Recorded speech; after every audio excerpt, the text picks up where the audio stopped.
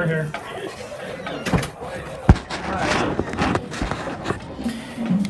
And hello everybody and welcome to Byers Field in Parma, where it's high school week 1 as the Valley Forge Patriots get set for battle here as they play host to the North Olmsted Eagles. Matt Lodi, NEO Sports Insiders, along of course with Eli Mooneyham. And Eli, we've got two teams coming off tough seasons a year ago. Valley Forge, of course, with one victory a year ago as they beat Normandy 21-0 late in the season. While you've got the North Olmsted Eagles, they were 2-8 a year ago in the SWC. What do you make of this game, Eli? It's going to be a game where, obviously, a year ago, North Olmsted dominated Valley Forge. They beat them 39-14 in the lid lifter of 2016. Valley Forge, an opportunity here tonight to maybe right some wrongs? Yeah, absolutely. Valley Forge, a team that was on the short end of the stick many times last year, as well as North Olmsted, and both these teams looking to kind of get going early and often, hopefully this season, and they're going to try to start it off tonight. North Olmsted and Valley Forge did match up last season, these two teams, with North Olmsted getting the upper hand and winning that game. One of only 2 wins for North Olmsted that last season, 2016, and they'll try to get many more this season. And it'll be a very exciting one for the Patriots. It's senior night, ironically enough, in the opener. Valley Forge has won the toss. They are set to receive. Again, they will go from left to right here on the YouTube live stream at NEOSI. Beautiful night at Byers Field. Temperatures in the low 70s, and we are underway. The 2017 season has officially begun. Kick returner for Valley Forge takes it out to the 25-30-35, and he is tackled right there. Good return for the Patriots, and they will get the ball first at their own 35-yard line. Cameron Hager, the wide receiver, the senior, starts it off with a good return for Valley Forge, and they will go 1st and 10 at their own 35-yard line. Yeah, Hager's a very big player to take down, and you found out in that kickoff. Good field position to start off for the Patriots. We'll see what they do with it. Mike Pappas, the sophomore quarterback, will be the man taking the ball from the center. He is number 15 for Valley Forge. The running backs we will get to here in just a moment.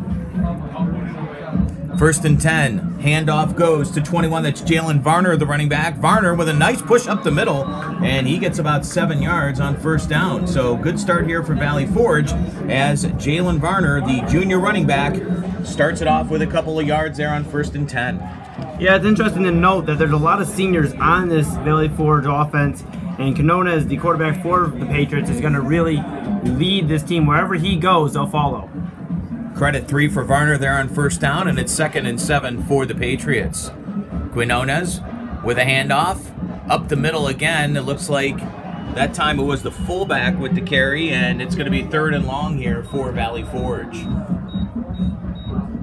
Yeah, let's maybe look for a slant over the middle. It's going to be tough. It looks like North Olmsted's really clogging the trenches early and often. Big 3-man front, and those guys aren't playing around in the middle. Credit Pappas with a gain of 1. It's going to be 3rd and 6 now from the 39. So 3rd and long here for Valley Forge. First drive of the opportunity for the Patriots as we are underway at Byers Field with the 2017 high school season. It's a handoff, and he is crushed right there. Varner, wait a minute, it's a fake. My bad, I totally lost the ball there, Eli. And instead it was Cameron Hager who ended up getting the handoff. Great opportunity for Valley Forge, a little trickery on 3rd down, and it's a big gain. Yeah, it was a excellent fake there by Quinones. It looked like it was a handoff to Varner. We both were confused up in the box, and instead Hager, finds a lot of green and gets the 1st down. Big 1st down for the Patriots. Yeah, absolutely. It's a gain of 16, and they are in North Olmsted territory at the 45. They run all kinds of awkward sets here, and now here's another handoff. This time it is going to Varner. Varner trying to shake a little bit, and he gets a couple of yards before he's taken down right there by that by the Patriots defense. That was Darren Anders, the junior linebacker, taking him down. Varner, 2nd carry of the ball game. He'll get about 2-3 yards on that play. Yeah, the edge, containing the edge is going to be a key for the Eagles. They've seen it already twice now by the Patriots offense. If they can contain that edge and keep everything in between the numbers, they might be able to stop them here. No gain there for Varner. Here's the 2nd and 10 coming up for Valley Forge. Again, opening drive, 9:47 to play, 1st quarter, no score. Another fake, and that time it's going to go to number 1, Cameron Hager, who had the big play, and that time he is run out there. Is it, again, trying to get to the outside, and no opportunity there for Hager. Good job by that North Olmsted defense, and that'll make it a 3rd and 10 from, actually lost a yard, so make it 3rd and 11 from the 46-yard line. Yeah, Hager looked a lot to lose the ball there at the end of the play. His knee was down as the Eagles defense started swarming on the ball.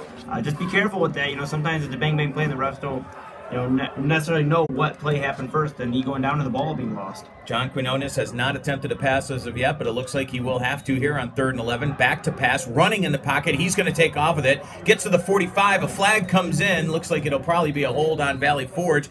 Quinones is tripped up at the 43-yard line. If it is on the Patriots, more than likely they will decline it. North Olmsted and take the ball here. They're talking to the Eagles bench to see what the call is, and it looks like it's going to be against Valley Forge. Referees are talking it over. Jerry Garrett, our official tonight here at Byers Field.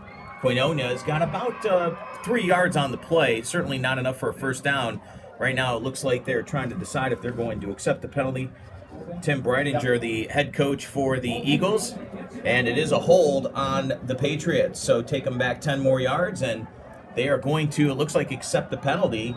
And that's going to make it 3rd and 21 now for Valley Forge. You got to wonder here, Eli, if they're just going to take the safe route and hand it off instead of trying to go downfield with it, or maybe Quinones will get an opportunity to air it out for the first time tonight. We have not seen him attempt to pass yet. It's 3rd and 21. The ball is at now the Patriots' 44-yard line. Quinones in the shotgun snap with a sidecar to his right, and he fakes the handoff. He's going to take it himself, runs into his own man, and a nice tackle right there by Darren Anders, the junior linebacker, and that is going to end that drive right there as Quinones was suffocated there by a good rush, a good push, I guess, if you will, for the Eagles defense. Yeah, just a lot of the same there. The Eagles finally caught on to the running attack from the Patriots, and a disappointing end to a pretty promising start at the beginning of it. You know, the fake by Varner from Quinones to Hager, you know, it looked like it was going to be turning into points, and unfortunately it ends shy of the 50. Josh Kovac, the punter for the Patriots, eyes it up and gets off a very nice kick. Fair catch is called for and made at about the 27-yard line, and that is where the North Olmsted Eagles will get their first opportunity. Darren Anders on the fair catch. So 1st and 10 for North Olmsted as they will get it on the 27-yard line. Again, we talked about the Eagles a minute ago. 2-8 a season ago. They will line up Austin Murphy, number 1, a wide receiver. Sean Elbin is the quarterback. He's a junior, 6'1", 178. Lucas Savidio is a wide receiver, 6'2", 168. Darren Anders, running back, number 23. He's going to get a lot of carries here tonight. We'll get you the offensive line here after this play. And again, the quarterback, Sean Elbin, is under center with an I formation, and right away the official calls a penalty.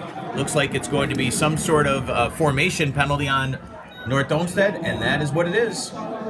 It's a false start, so take them back 5 yards. And now each team has already collected a penalty here in the early going. And I'm already down to a nub on my mechanical pencil. Oh, no. And for the Eagles, that's not the way you wanted to start the 2017 season. And for me, you don't want to start it with a mechanical pencil not working. That's why you had like 10 other ones. That's why I got a whole case of them tonight. Elbin with an I formation. Anders, the deep back for North Olmsted on 1st and 10. And Anders is going to get the call right up the middle. He breaks it into the open. He's up to the 39-yard line before finally taken down right there by Dylan Magda, the cornerback for Valley Forge. But credit Anders with a big gain. And that's going to be enough for a North Olmsted first down. Boy, right up the middle. Great push there by that North Olmsted offensive line. And credit with a 17-yard gain and a first down for Anders. It's almost as if the false start didn't even happen. Elbin again with an I formation. Anders again gets the carry. Stutter steps, and that time the Patriot defense smothers him under. 5 tacklers in on the play. Anders gets nowhere on that one, and good penetration there by that Valley Forge defense. Anders, no gain, actually loses 2 yards on the play, and that'll make it 2nd and 12. Yeah, very good job by the Patriots right in the middle there. They're putting about 8 in the box there. Very intriguing defensive formation by the Patriots, but it's worked so far. I formation, 2 wide receivers out, and a fake by Elbin. Elbin rolling out, looking. He's got pursuit in front of him, and he gets taken down right there as, again, Valley Forge does not fall for the fake. And Elbin gets taken down. It looked like Bobby Bennick, the defensive lineman, got a hand on him right there. And that's going to bring up a 3rd and long as Elbin goes nowhere. Yeah, so far Valley Forge is looking pretty stout on defense. It looked like they ran a bit of a zone with the 3 backers and had the corners and safeties playing a bit far back. It looks like they're running with a 1 safety set. So very intriguing. You have number 3 back there for Valley Forge. That's Ryan Groves, the lone safety for the Patriots. So it's intriguing so far, but it's worked. Elbin's going to have a shotgun formation. He's got a sidecar to his left. He's got 2 wideouts to the right, 1 to the left, man in motion. Elbin's going to take it himself. He's got room to run, and he's in the open. Elbin gets tripped up, but he's still on his feet. Finally gets taken down at the 28-yard line by Cameron Hager, but not before a huge gain for Elbin and a first down for Valley Forge. Credit him with 34 yards on the play, and right there you see Elbin get into the open, and boy, for a quarterback, he is hard to bring down. Hager finally dragged him down, but not before a big gain for the North Olmsted Eagles. Yeah, and a lot of patience there by the junior quarterback to wait till the linemen did their job and split the hole open right in the middle of the field and ran for it. Elbin hands it off to Anders. Anders right up the middle, still going, and he finally gets taken down. Timothy Vayner Jr., defensive lineman for the Patriots. One of those freshmen gets in there and takes him down, but it's a gain of a couple here, and now the North Olmsted Eagles are in business. It's a gain of 4, bring up a 2nd and 6 from the 24. Anders already on the night with 19 yards on 3 carries.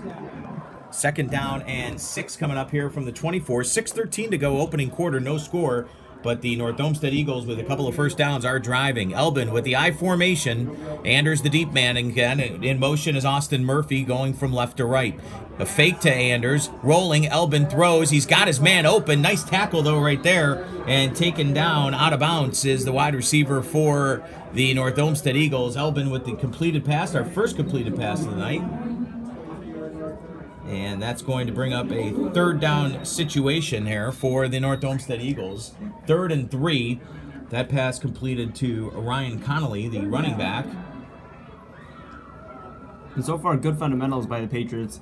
Not letting a lot of broken tackles and letting the Eagles kind of get some space to create some action. So far, a lot of just physical tackling right from the rip. Broken eye here for Elbin on 3rd down, and we got a movement there, and referees do finally throw the flag, and it looks like that's going to be yet another false start, the 2nd one of this drive. It certainly is. It's an offsides, or I should say a false start rather, for the North Olmsted Eagles, and take them back 5 more yards. That makes a manageable 3rd and 4, Eli, into a 3rd and 9. Yeah, and you're going to see that a little bit earlier on, Matt. This is the beginning of the season for both these schools, and you're going to see these early mistakes, early miscues that can be tightened up as weeks go on. Broken eye again for Elbin, a wide out to the right, 1 to the left. He's got Anders as his deep back. Elbin with the handoff to Anders. Anders trying to bring it to the outside, still trying to bring it to the outside, and he can't get there. Good pursuit there by the Valley Forge Patriots, and Anders is taken down, and he is well short of that first down, and now it's decision time as he gets to about the 28-yard line, 27-yard line.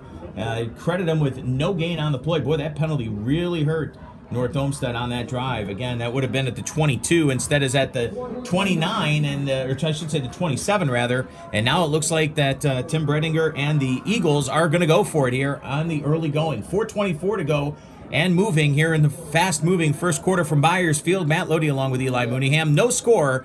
Sean Elbin, the quarterback, under center. And he's going to fake the pass, roll out to his left, looking. He's going to run for it, and he's going to get the first down and more, and finally taken down at the 10-yard line.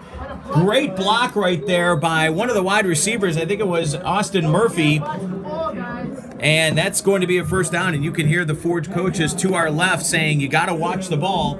Elbin, credit him with 17 yards on 4th down, and that's going to bring a 1st and goal from the 10-yard line. Great play right there by the young quarterback who's already got 51 yards rushing on this drive for the Eagles. Yeah, and the Patriots, so before that play, were doing so well protecting the edge. Unfortunately, they don't on that 4th down. Elbin really made a break for it, and it comes up big.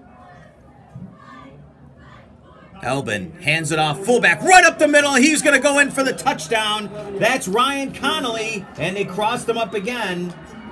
Credit Connolly with a 10-yard touchdown run. And just like that, the North Olmsted Eagles on their opening drive of the season go the distance. They go 73 yards and take a 6-0 lead at the moment with 3:39 to play here in the opening quarter. Yeah, I mean, there was nothing but green pastures there for Connolly, and he said, well, I don't mind if I do. And North Olmsted up 6-0 with 3:39 left in this first quarter. But if I'm Valley Forge, I'm pretty confident what the offense did on our end. And now it's just about tightening up the mistakes that stalled the drive so they can try to even this game back up. Garrett Fess is getting set to kick this extra point opportunity for the North Olmsted Eagles. Again, it was a year ago in Avon where the Eagles beat Valley Forge 39-14, and Fess's kick is good. And just like that, it's 7-0 in favor of North Olmsted. We'll keep it right here, but we'll take a few seconds here to catch our breath, and when we come back, Valley Forge will have the ball for their second drive of the game. And again, right now, North Olmsted leads Valley Forge 7-0. You're watching it live on YouTube Live on NEOSportsinsiders.com. We'll also have scores all throughout the night right here on this YouTube live stream. Again, Valley Forge and North Olmsted.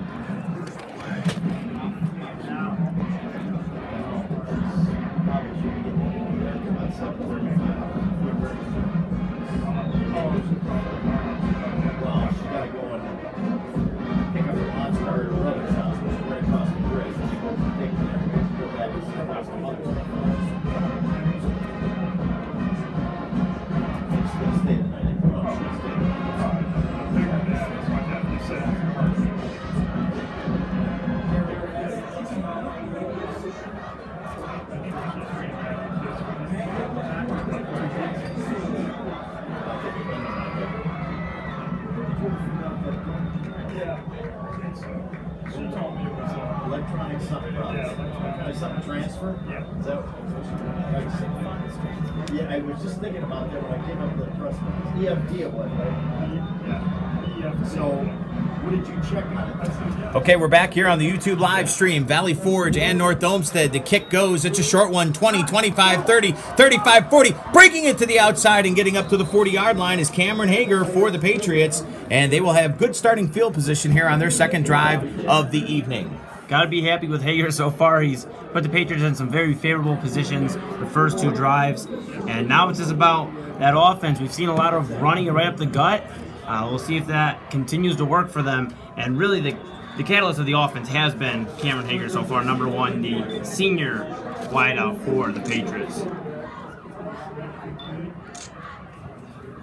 John Quinones, the quarterback, hands it off, and that's going to be spun down. That's Mike Pappas, and he's going to get a couple of yards on that play. First down play for Valley Forge. Pappas is a sophomore, listed on our roster anyway as a quarterback and a safety, but on that one he was the running back, and he gets 5 yards, a good first down there for the Patriots, and it'll be 2nd and 5 at the 45.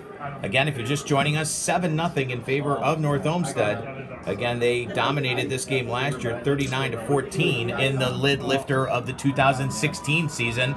There's a handoff once again right up the middle. And Pappas, again, the ball carrier, and he is short of the first down by a couple.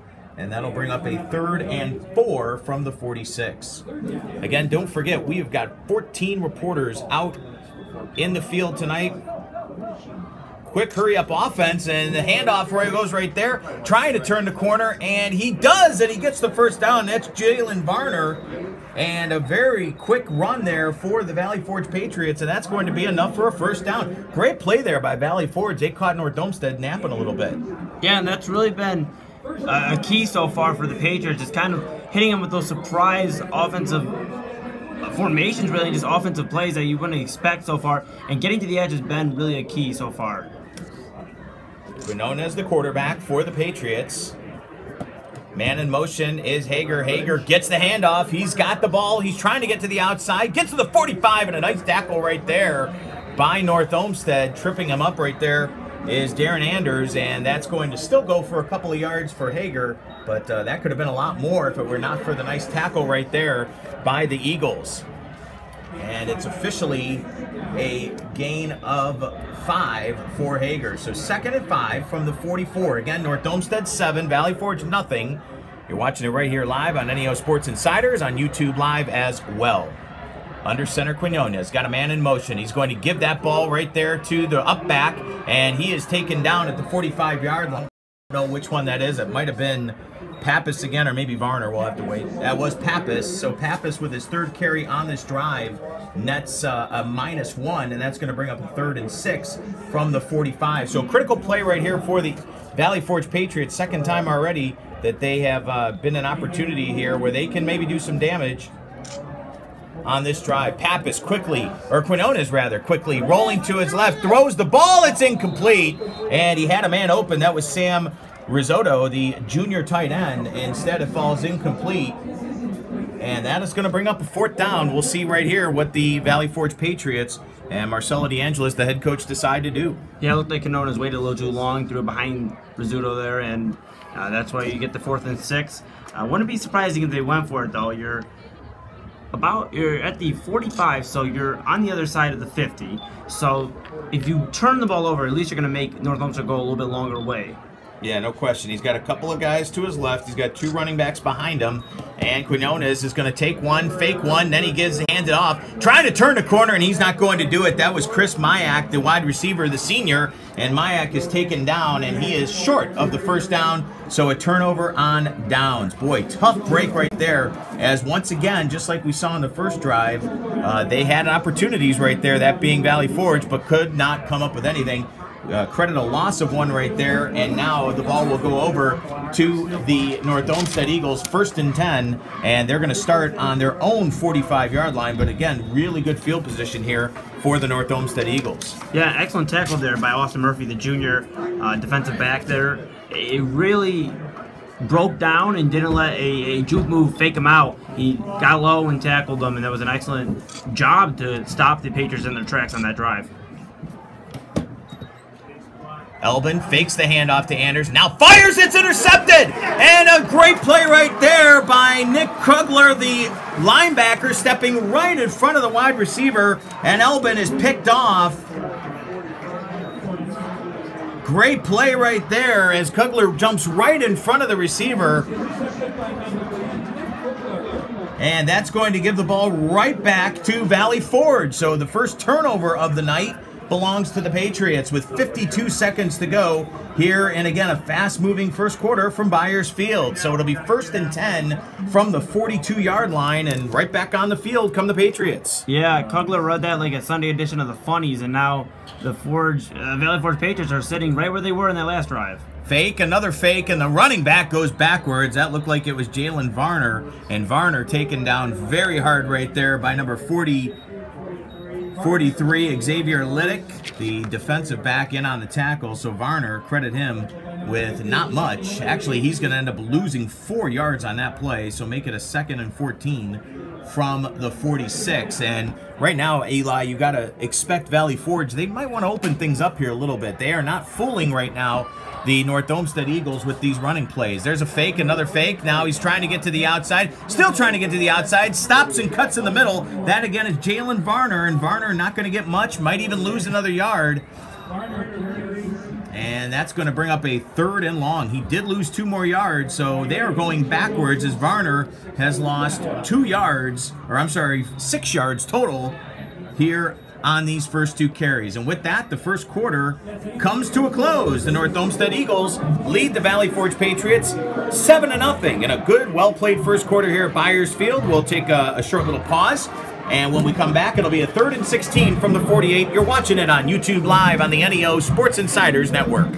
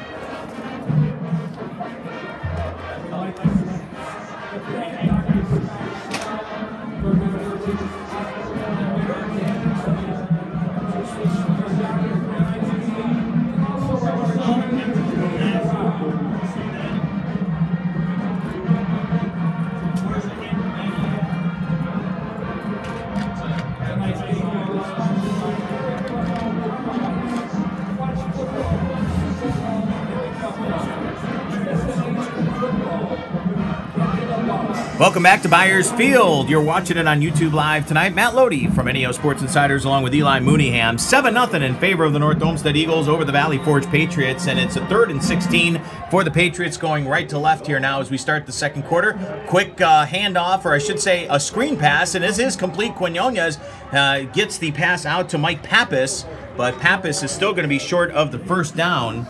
And that is the first completion of the night for Quinones, and it's going to go for positive yards, but unfortunately not enough as he gets to the 38-yard line. It's a gain of about 10 yards, and now we've got a 4th and 6 coming up here from the 38 for the Patriots. You wonder once again if they are going to go for it. It certainly looks like they are right now. Yeah, I mean, I wouldn't be surprised, and I would also like to see if Valley Forge can narrow it out a little bit here. We've only seen, if I'm recalling correctly, one pass, and it was the pass behind Rizzuto, so... We're going to have a timeout right now. Valley Forge head coach Marcelo DeAngelis is going to pause for the cause and take a break here and talk this 4th down over. Again, it's going to be a 4th and 6 coming up for the Patriots again at the 38-yard line. Hey, don't forget, we've got all kinds of guys out in the field, and Eli's looking over the scoreboard right now. Anything good? Yeah, I mean, there's a few interesting notes. Before we get into some scores, Dante Beckett, the quarterback for the Elyria football squad, there is going to be out for today's game with a sprained ankle. Ouch. So we'll see how Elyria adapts to that. Tristan Arno, the son of Sean head Arno. coach Sean Arno, yeah. He'll be getting the start tonight against the Avon Lake Shoremen. That's an intriguing one. The rivals of the Avon Lake Shoremen yesterday, the Avon Eagles headed down to Florida, and before they got their Disney on, they beat Merritt Island 20-16 in a thriller, Matt. Shotgun here for John Quinones, the quarterback. He's going to take the snap, fake the handoff. He's rolling to his right, still looking, being pursued, and he goes down, taken down by Darren Anders, who comes up with the big-time sack. Anders takes down Quinones, and that's going to end that drive for the Patriots. Boy, big play right there. And it's going to be a loss of about 7 yards, and that'll turn the ball over. 1st and 10 now in favor of the North Olmsted Eagles after Anders gets the sack. 11:17 to go here in the first half now. It's second quarter, and in favor of the Eagles, they lead this game 7-0. Sean Elbin, the quarterback, with an I formation. Anders, the deep back. Wideouts each to his right and to his left. 8 men in the box here. Anders going to give the ball right up the middle to Conley, who's got the touchdown so far, and Conley with a tough 3 yards right there for North Olmsted. And Conley is a load to bring down, as we saw in the touchdown run. He is a big boy right there for your North Olmsted Eagles. 5'8", 192 pounds, and I bet his body fat is lower than mine. Yeah, I mean, that'd be a really easy bet, I think, to take, man. This kid is just in shape, and, you know, I told you what, I did like a 10-minute walk today, and I fell out of shape. I bet you this kid could do like 20 10-minute walks. Sean Elbin, the quarterback, taking the snap here. I formation. Conley and Anders, the two backs. And this time he's going to hand it off to Anders. Anders right up the middle, and he'll get down to about the 45-yard line. Good tackle, though, right there by number 55, Gavin Semin, the senior defensive lineman. So that's going to bring up a 3rd down. 3rd and 2 coming up here for the Eagles. Very manageable, but again, a good play right there to bring down Anders, who's already had some big runs here tonight for the Eagles. That's going to be a gain of 5. I wouldn't be surprised to see a fake on a play action here by Elbin. He's had 2 beautiful rollouts out of extended drives, and in that opening drive, we'll see if he does it again here. Elbin under center, again the I formation, fakes the handoff to Anders. Now he's rolling, still rolling. He's going to take it himself, and he is hit hard, but taken down at the 40-yard line by number 10, Nick Kugler. But again, I think it's going to be enough for a North Olmsted 1st down as Elbin smartly and alertly decided to take off with the ball. He gets to the 40-yard line, only needed 2. He ended up getting 5, and it's enough for a 1st down. So 1st and 10 for the North Olmsted Eagles at the 40-yard line. Again, if you're just tuning in, the only touchdown of the game so far, a Conley 10-yard run for the North Olmsted Eagles. They lead this thing by a score of 7-0. Welcome to 2017, the opening night for high school football here in and around the area. Elbin under center. And he hands off to Conley. Big hole for Conley. Down to the 30, down to the 25, and he's finally taken down at about the 23-yard line. Conley with a 17-yard run. That's a 1st down for the North Olmsted Eagles, and their offensive line got a huge push on that one right there. as they push the Forge Patriots back, and Conley surprised them right up the middle, and Conley already on this drive with 20 yards on 2 carries, Eli. Well, and I'll say this, I think Valley Forge might have been caught a little bit off guard there, Matt, because the Eagles have been running a lot more delayed play actions and a little bit letting the play develop before they go off with anything. That was a very quick handoff to Conley. Broken eye, and before the play is going to be called, we're going to have another timeout, as the Eagles this time will use one of their first half timeouts. 9:08 to go here in the first half from Byers Field in Parma. North Olmsted leads Valley Forge by a score of 7-0. When we come back, 1st and 10 at the 25 for the Eagles. We'll take a quick short break here on the YouTube live stream of the North Olmsted Eagles and Valley Forge Patriots on NEOSI Sports Insider.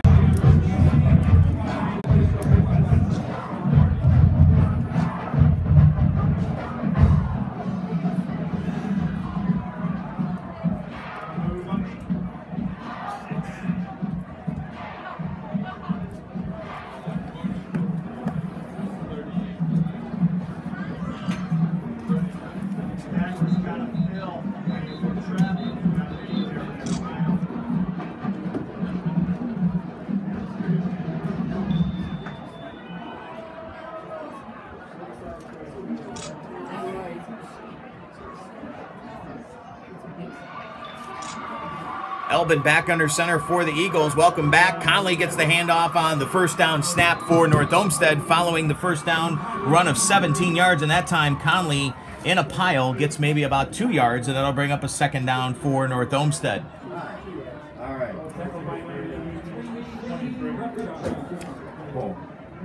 Shane Repjar, the senior defensive lineman, getting in on the tackle there, and that'll bring up a 2nd and 8 from the 23-yard line.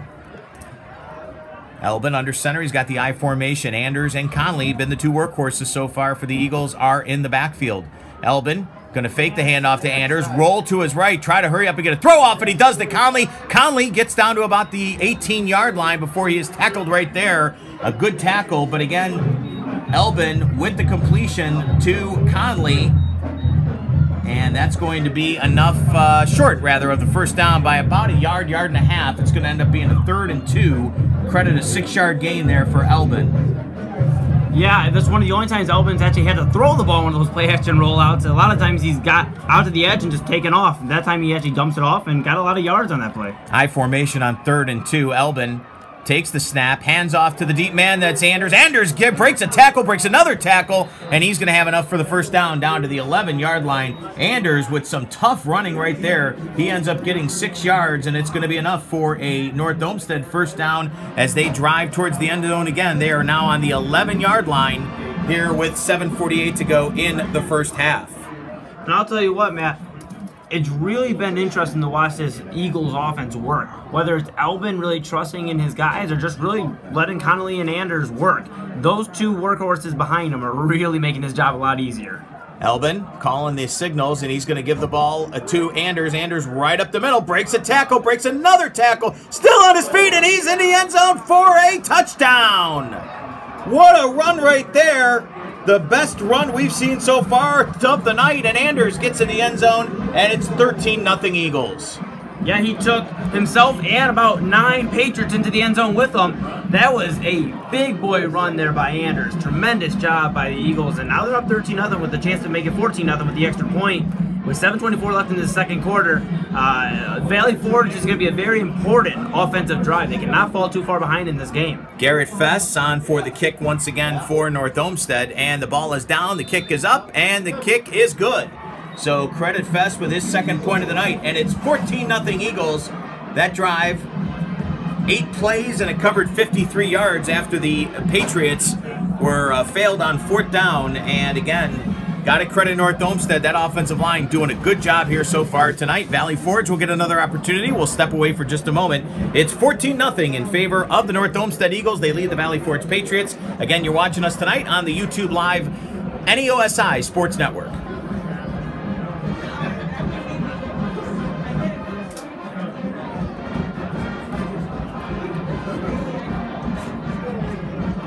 Is that a 2nd touchdown for that kid? 2nd touchdown. Did he score the... No, Conley scored the first one. Okay.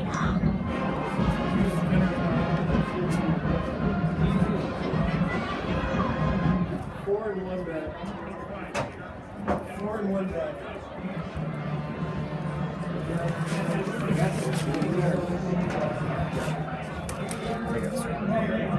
Your house and leave all your stuff on the back patio by the grill. They don't want to set the alarm off and out. Good time, I'll tell you. Cameron Hager and Dylan Magda back deep for the Patriots as again they trail this one 14-0 here as we've got 7:24 to go in the first half here at Byers Field in Parma. And the kick is away, and it's going to be taken by number 4, and that is Magda. Magda coming right up the middle. Great field position again for the Patriots as he gets all the way up to the 49-yard line. Good return right there for Magda, and that's going to set up Valley Forge with great field position there, Eli. Yeah, Magda taking a little bit of maybe a few tips from Hager. The junior taking the lead from Cameron Hager, the senior, who's returned both kicks prior to that one. Another great opportunity for the Patriots. You know, not a lot of field to cover, and if they can maybe get a little bit of the passing offense going here, they might be in for a good drive. Well, this is a critical part of the game. They're down by 2 touchdowns, 7:16 to go. Quickly giving a handoff and going absolutely no. There is Tevin Jeffrey, the junior running back. Jeffrey, that's his first carry of the night, and goes for negative yards as he loses 2. And that's something that Valley Forge cannot afford to do. They're going to have to figure out a way, Eli, to come up with some different formations or some different looks, because right now I think Valley Forge is starting to focus in, or I should say North Olmsted is starting to really key in on some of these handoffs. Yeah, and it looks like Valley Forge is maybe starting to shy away there from Varner there. You know, a few negative runs, and now they're going to try to find what else they have in the backfield. Quinones goes back to pass. He breaks a tackle, throws, and he's incomplete. Had his man, Sam Rizzuto, but instead the ball goes through his hands, and boy, he almost got taken down right there. But he said he escaped the sack but was not able to complete the pass, and that'll bring up a 3rd and long. Yeah, it just seems like Rizzuto cannot connect with his quarterback, Quinones, or Quinones can't connect with Rizzuto, whatever way you want to work there. The last time it could have been on Quinones behind Rizzuto, but this time it went right through Rizzuto's hands, and that's unfortunate. Now you put yourself in 3rd and 12 position. You know, you catch that pass, it's a very manageable 3rd down, maybe 36, 35. Quinones is going to take the handoff, and that time he does get the ball off, but he is taken down hard right there by who else but Darren Anders, and Quinones very slow to get up as he was taken down hard. He got spun down, and that drive for Valley Forge goes nowhere after a great start to it on a kick return by Magda up to the 49. On 1st down, Jeffrey lost 2 yards. On 2nd down and 3rd down, incomplete passes and great pressure by the North Olmsted Eagles. And now, instead of the opportunity to go for it, they're going to kick this ball away. Probably a smart move right here, if you will, because obviously for Valley Forge, you don't want to let this thing get too far out of control. Snap back, good snap, good kick. And taking the ball at the 15 is Anders. Anders going to start running to his left, to his right. Gets to the outside, 20, 25, 30, 35, 40, 45, and finally is taken down, but not after a real nice return and a nice tackle right there by Matt Straken for the Valley Forge Patriots. And the Eagles will have the ball once again in pretty good field position up at the 44-yard line. I'll tell you what, if Straken isn't there to make that tackle, Anders is gone. Could be off. Yeah, you're right. He had a good run going right there. So the North Olmsted Eagles, already nursing a 2-touchdown lead, will get the ball here at the 45 with 6:19 to go in the first half. Do not forget, we're bringing it back. I did not see a flag, but instead there's going to be a flag. A hold was called on the Eagles, so I'm sorry about that. I did not catch the flag, nor did anybody else up here. So we're going to take it back down to the 33-yard line, but still good field position for the North Olmsted Eagles, again already up by 2 touchdowns.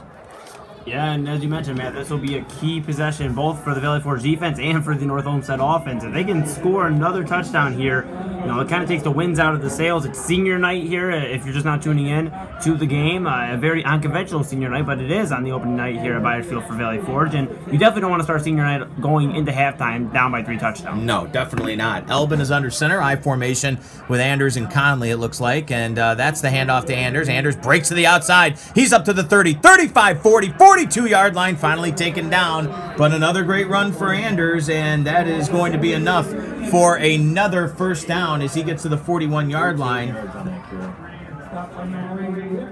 Big carry there for Anders, who's having a night so far. Again, we will have your NEOSI player of the game when it's all over, and right now I've got to say that Darren Anders, number 23, not only from the offensive standpoint, he's also making some plays on defense tonight. He's probably one of our lead candidates. Snap back to Elbin. Elbin rolls, throws, has his man up at midfield, and taken down right there is one of the wide receivers. Looks like number 21. That is Lucas Servideo, the junior wide receiver. So Elbin with a completed pass. And that is a gain of 8 yards on the play. And right now, you've got to be looking at it from the standpoint of North Olmsted just doing kind of what they want offensively, kind of imposing their will on this drive. I formation for Elbin. They are at the 49-yard line. A 2nd and 2 coming up. Anders is the deep man. Elbin takes the snap. He's going to hand it to the up man, and he's going to get past the 50 down to the 48-yard line, and that's going to be enough for, it looks like, another Eagles first down. That is not Conley. Conley's not in the game at this moment. That is going to be, I think it's number 8. I can't see the number down there, Eli. If you get the up man, whoever that was his carry, and it's enough for a first down for the Eagles, and they are at now the Valley Forge. That was Avery Jones. That's who it was. Number 2, Avery Jones had the carry there. He got 4 yards and a first down. Elbin under center. Broken eye here with Jones and Anders. He fakes it, rolling out, escapes some pressure, still rolling out, and finally gets taken out of bounds. And a good tackle right there for number 30, Matt Straken again. And he is out of bounds, that Elbin is. And that time, it looks like he might have actually lost a yard, maybe a half a yard. And that's going to bring up a 2nd and 11. Yeah, I mean, they're starting to read that Patriots defense, starting to read Elbin. A lot of times, it really has been a play-action offense for the Eagles, and a lot of times he's found a lot of greener pastures, but that time Elbin saw 5 Patriots in his way, and the best route was just to go out of bounds. I formation with, again, Avery Jones as well as Darren Anders behind him. One wide out, one to each side. He's going to give the ball to the Anders. Anders still trying to bring it to the outside. He does so. 45, 30, 33-yard line is before he is finally taken down. And boy, Darren Anders is really starting to run the ball pretty well here for the North Olmsted Eagles. He's going to get a big gain right there of 16 yards, and that is going to be a big first down for the North Olmsted Eagles as they're going to line up right now at the 33-yard line. 16 yards on the carry. Would have been interesting to see if Anders maybe kicked it to the outside. He cut inside. If he kicks it to the outside, I think he has a little bit more yards, maybe even gets into the end zone. Who might question the guy who is literally running amok? Elbin in the shotgun. He's going to roll to his left, looking, fires the ball. He's got his man open, and that is number 87, Evan Grabilovic, the tight end, and Grabilovic gets taken down right there after a short gain. And that's going to bring up a 2nd down here for the North Olmsted Eagles. We thank you for joining us here tonight as we're watching it live on YouTube Live, of course, as the Valley Forge Patriots host the North Olmsted Eagles right here. Happy to bring you our 2nd game of the week last night. Parma Redmond all over Lincoln West, 49-0 right here at this same facility. 2nd and 9 coming up for the Eagles. And it's a fake handoff. Elbin's going to take it himself and get tackled after a couple of yards right there. Matt Straken, once again, the linebacker, in on that tackle. That was a 2nd and 9. So we'll see how many yards Elbin is credited with right there, but it's definitely going to make a 3rd down situation coming up for the North Olmsted Eagles, and they are running some clock here, 3:23 and counting to go in the first half. It's a 5-yard gain. That's going to make up a 3rd and 4 now at the 27-yard line. Yeah, this is a crucial moment in this half. If the Patriots can get the ball back and score, then we're talking a whole different ball game. I formation here for Elbin. He's got Anders and Conley, and he's going to give the ball to Anders. Anders gets spun around, still on his feet, though, and I think he's got it there, Eli. I think he got just enough for the first down. Yeah, he reached the ball out and crossed the marker there. You know, he reaches and gets the chains moving once again. If you need to move the chains, call Darren Anders. He is the guy for your job. So that's going to bring up a 1st and 10 now for the North Olmsted Eagles at the Valley Forge 22-yard line. And again, critical drive right here for this Patriots defense if they want to keep this thing, or hang around this thing, I guess, if you will. Elbin is going to fake. He's going to roll. He's going to get sacked. No, he escapes the pressure. Looking, and he finally just throws it away. Great pursuit right there by William Loeth, the defensive lineman for the Patriots, who almost got the sack right there. It looked a little like Eli Manning in the Super Bowl back in 2007. Elbin escaping it, but he ends up just throwing it. It's going to go for as an incomplete pass, bring up 2nd and 10 from the 22. Could have been interesting if they would have called intentional grounding. I don't know. Well, I think he was out of the pocket. I mean, he was back far enough. True, very true. It would have been interesting if the tackles were there, if he would have been in between the tackles. Oh, they do have a penalty for grounding. Well, there you go. I guess he wasn't out of the pocket, so I might have to play the lottery tonight. There you go. That's going to be. That's not only going to be a, I believe, if I'm not mistaken, that also should be a loss of down. So he should be taken back 10 yards, and it's a loss of down. So that'll make it a 2nd and 20. And that's exactly what the official, Jerry Garrett, is calling on North Olmsted. So again, Elbin throws the ball out of bounds. They call intentional grounding, and that's going to bring up a 3rd down. And Patrick Kennedy let us know you don't need to be outside the pocket in high school football. But in that case, they obviously called the intentional grounding because there was no receiver in the area. Yeah, I mean, that would be the only reason I thought. You know, at the time it looked like he was still stuck in between the tackles. And just let it free. And you know, you see that sometimes. You know, quarterbacks get a little worried at this level of football and just throw it out. And unfortunately for North Olmsted, that could be a drive stopper. All right, so it's going to be a 2nd and 27 here with 2:34 to go in the first half. North Olmsted leads it 14-0. And again, if you're just tuning in, we've got scores from around the area. I see Strongsville is getting off to a good start tonight. They lead it 28-0 over Berea Mid-Park. And that game is still got 4:30 left in the first quarter. What else you got there, Eli? Well, it's interesting, Matt. You know, Euclid is having a very, very nice day over Glenville. Euclid's number 3, Ronald Lee. Well, I guess he's having a nice field day here for Euclid, and right now they're up a whopping 33 now to 6 here, and they're really all over Glenville. If we look at some other scores, we have the Avon Lake Shoremen. They're up 7-0 over Elyria. And another one right here, we have Highland 7-0 at the end of the first quarter over Brunswick. We'll get to some more after this play. Shotgun for Elbin. He's going to roll out, takes a couple steps. He's going to throw the wide out screen. He's got his man 40, 35, 30, 35, 20, 20, 15. And taken down at the 4-yard line is Austin Murphy. A great wide receiver screen, Elbin to Murphy. It covers a whole lot of yards as they go from the 40 down to the 4. And that's going to be another 1st and goal coming up here for the Eagles. Austin to Murphy, that covered 36 yards. And that's going to be a North Olmsted Eagles 1st and goal as they look to extend the lead. They're already up in this one by a score of 14-0, trying to make it 21 here before the end of the half. Elbin is going to be under center here. He's got the broken formation. Handoff Anders. Anders breaks a tackle, breaks another tackle. He spins. Is he in? He is. Darren Anders' 2nd touchdown of the night, and the North Olmsted Eagles get their 3rd touchdown of the night. They lead it right now 20-0 with 2:02 to go in the first half. Yeah, Darren Anders is really starting to find his stride out there. He is really not facing any early season struggles, and he is just having a lot of fun. He'll go to the middle, he'll go outside the edge, he'll catch the ball for you, and then on defense he'll give you 5-6 tackles in the first half, and he's having a tremendous game, and we still have another half of football.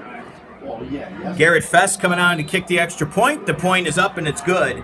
And the North Olmsted Eagles are again imposing their will here on the Valley Forge Patriots, kind of like they did a year ago in the opener. They lead at 21-0 with 2:02 to go in the first half. Valley Forge, they got the ball to start the game. They're going to get one more probably opportunity before the end of the half here. And you got to figure, Eli, if they're going to make this a game, they've got to figure out a way to get in the end zone on this drive. Well, I completely agree with you, Matt. And so far, it's really just been for North Olmsted. If they can shut down the running attack, they've shut down the whole Patriots offense. So I really would like to see if the Patriots can air it out a little bit. We haven't really seen much out of the arm of John Quinones, and if maybe he shows some life with that arm, then maybe we're talking about a different ball game. A touchdown here can change the perception of this game heading in the half. 21-7 is a lot more manageable than 21-0. Well, and again, the only thing, another negative for Valley Forge is, as I said earlier, North Olmsted will get the ball to start the second half. Beautiful night here in Parma. Temperatures about 72, 73 degrees, very sunny skies, and a great night for high school football in and around the Northeast Ohio area. Not a good night, though, right now for the Valley Forge Patriots, who trail it by 3 touchdowns.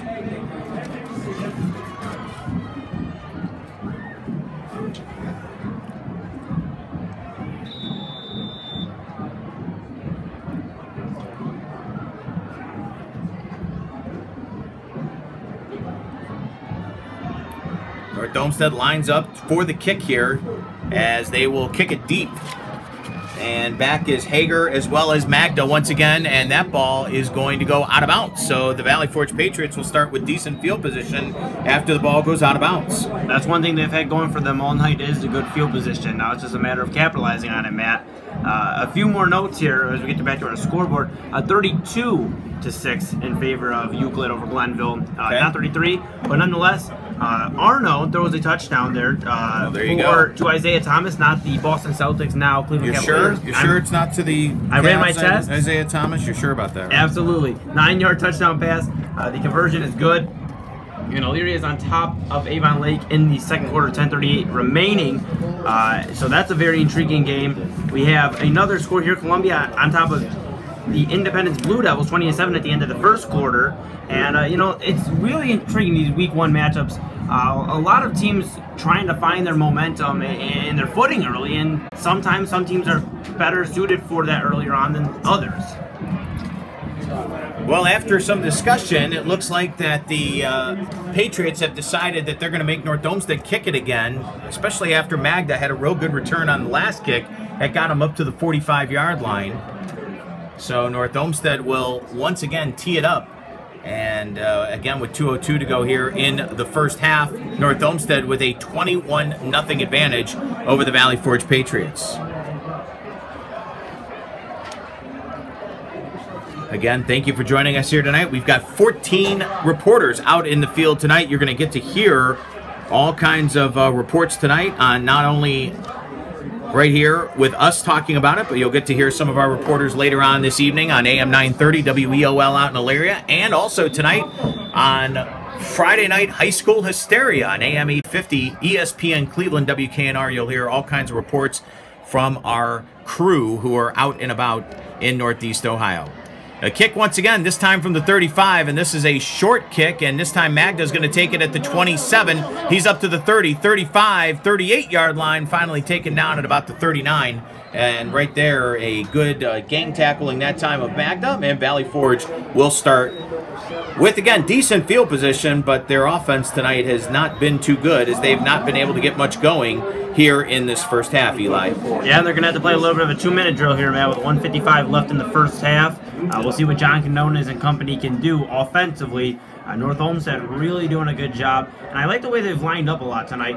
Really, you've seen with both teams really putting like 8 in the box, and some points really bringing everybody in, not allowing a lot to the outside edge. Double handoff right there, and it's going to go to number 1, Cameron Hagar. Hagar run out of bounds at the 47-yard line, and that one went from Varner to Hagar, and Hagar is going to end up with about a 12-yard gain and a first down. And I wouldn't be surprised if you see a lot more of number 1, Cameron Hagar, in the second half. He has been one of the only guys that the Eagles haven't seemed to find a blueprint for stopping, and you know, Hagar could become an essential part of the Patriots offense in the end of this first half and the whole second half.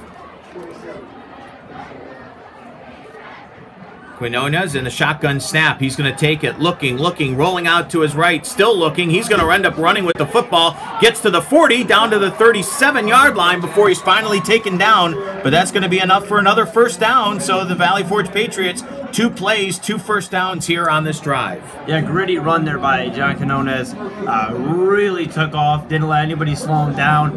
And getting to the outside edge, he had a few blockers, and that was really key to him getting the first down. And you know what? Now this is looking very manageable for a scoring opportunity for Valley Forge. Quinones hands the ball off and running over here to our near side and taken down hard right there is the ball carrier for Valley Forge, number 15, Mike Pappas. And Pappas going to lose a couple yards right there. Good tackle right there by North Olmsted. 1:18 to go in the first half. Yeah, unfortunately, horizontally will get you nowhere. You got to run vertically.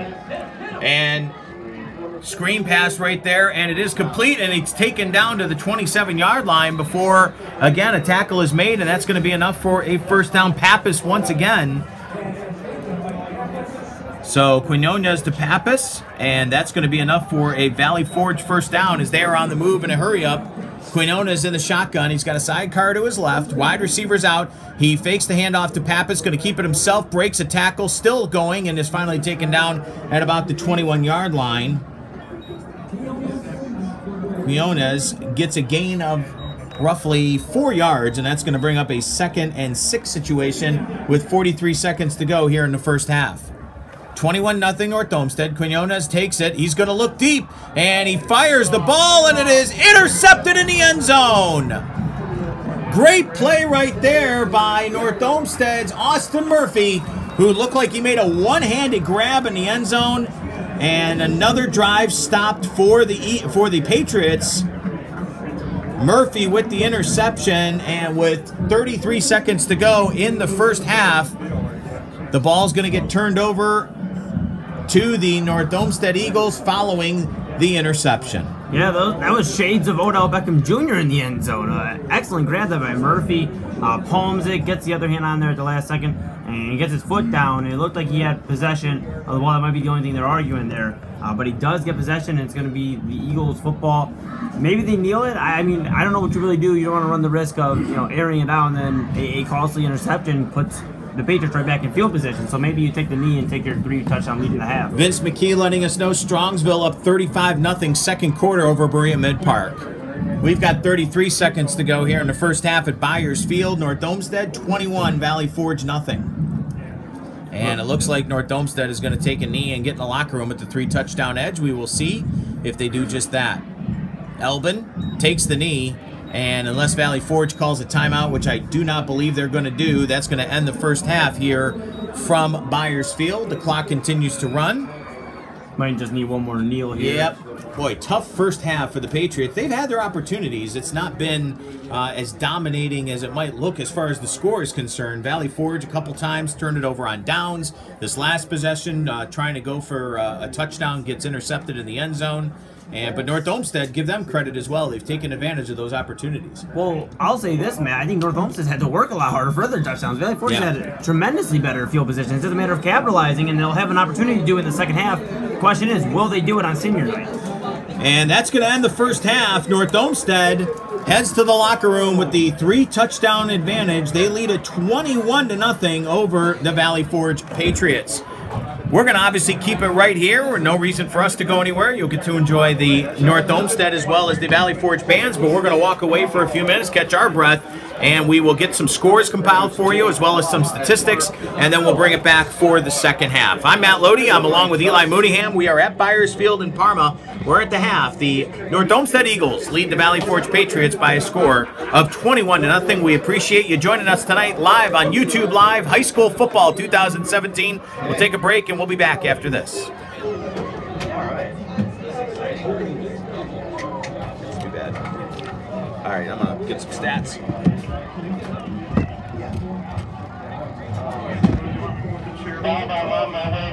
He's going to set up the camera on that. No, you'll be fine.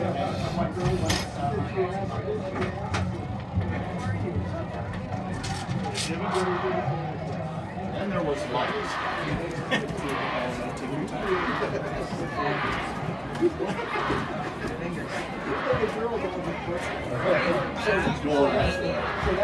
Ladies and gentlemen, presenting the pride of North Olmsted, the 2017 Eagle Marching Band.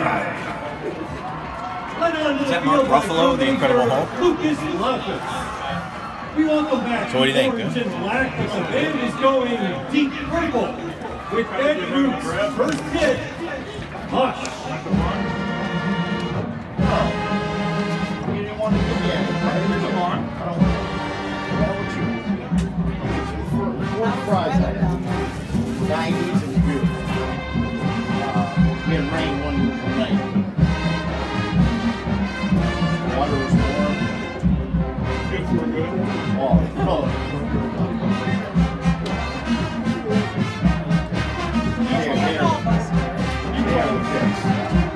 They're the worst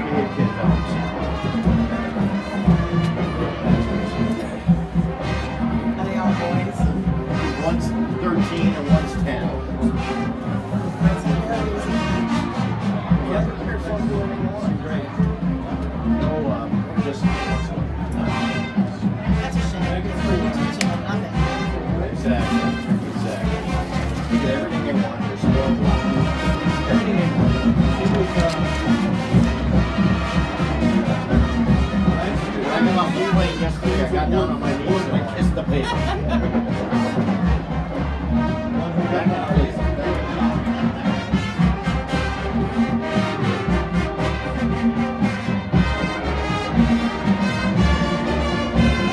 Next year, you should have them come over your house for 2 weeks. I'm gonna think twice about going on again, I'll tell you.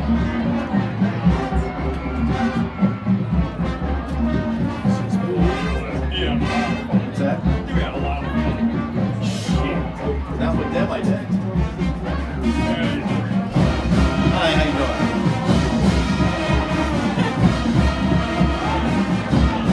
There's a man right there.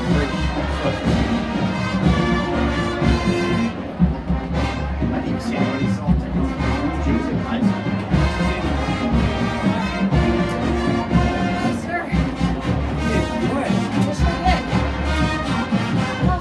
Wonder what booster is coming. Yeah, Our next song features the Eagle-Eyed Flag Corps, led by Captains Danielle Lyko and Anna Scott.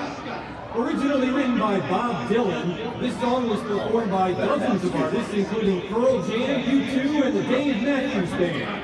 But the most famous version belongs to Jimi Hendrix. That is, until now. Here's the Eagle Marching Band with All Along the Watchtower.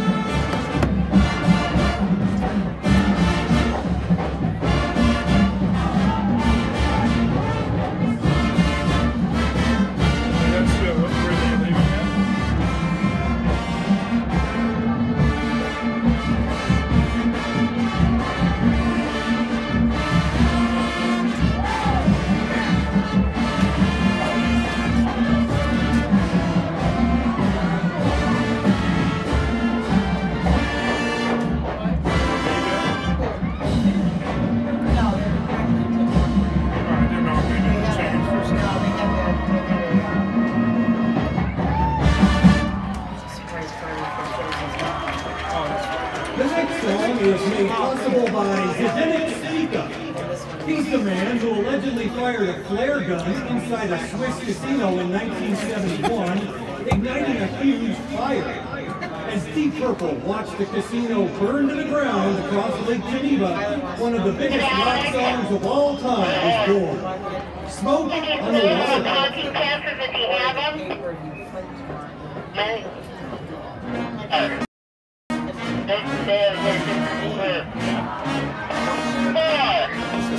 Okay, I don't know what to do. I have to get it for you. The other thing is, do you have any t-shirts? I have to take a look. I know I have red. I don't know what t-shirt.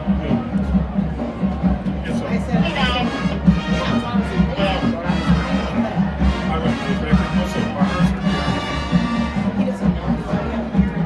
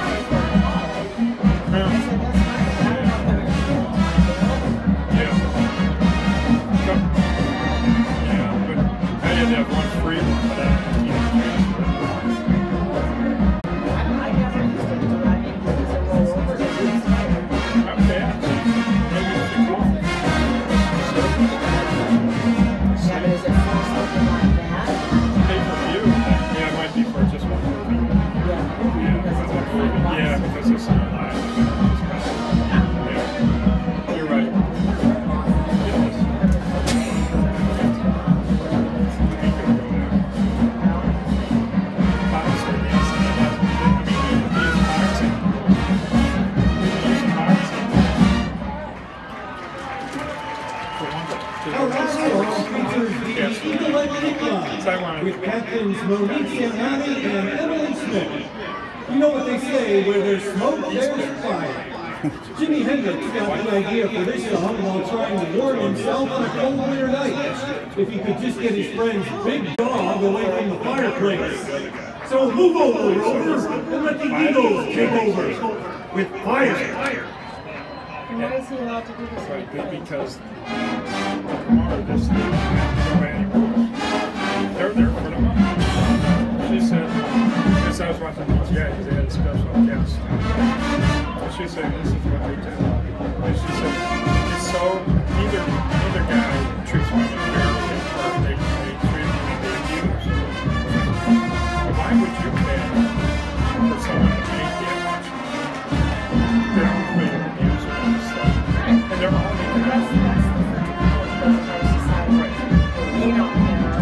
So People want to see blood. She said it's just like an accident you see by the side of the road. They want to see what happened. She said, let's pay that really is for them to take care of the murderers or beaters or abusers. We'll get to that. Let's pay them for Do you want to try to continue to review the Olmsted code so I can get some quotes for this go after? Yeah, I can give you my recorder or you can use your phone. And yeah, or just tape out a couple quotes and email it either way. Yeah, because I'll do it for the games. Sounds good.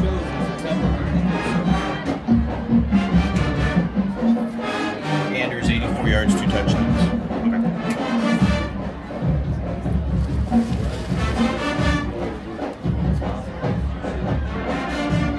Amber's 7-0 over Clearview. I saw that one.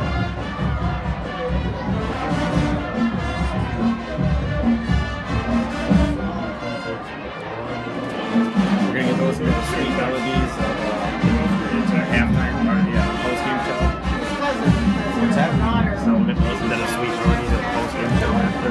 Who's that? After post-game, we can hear the sweet Oh, yeah, yeah, yeah. Remember this is what it is. She said no, but they'll film it. So I think they're upper north. Well, effects will direct landfall. not going to be good. The pride of North Olmsted is under the direction of Eric Davis and Megan Kovac. Assisted by Andrew Smith, flag advisor Gina Carosio, and flag advisor Cliff Ginnivan, frontline instructor David Allen. Special thanks to staff members Chris Smith and Mark Cruz.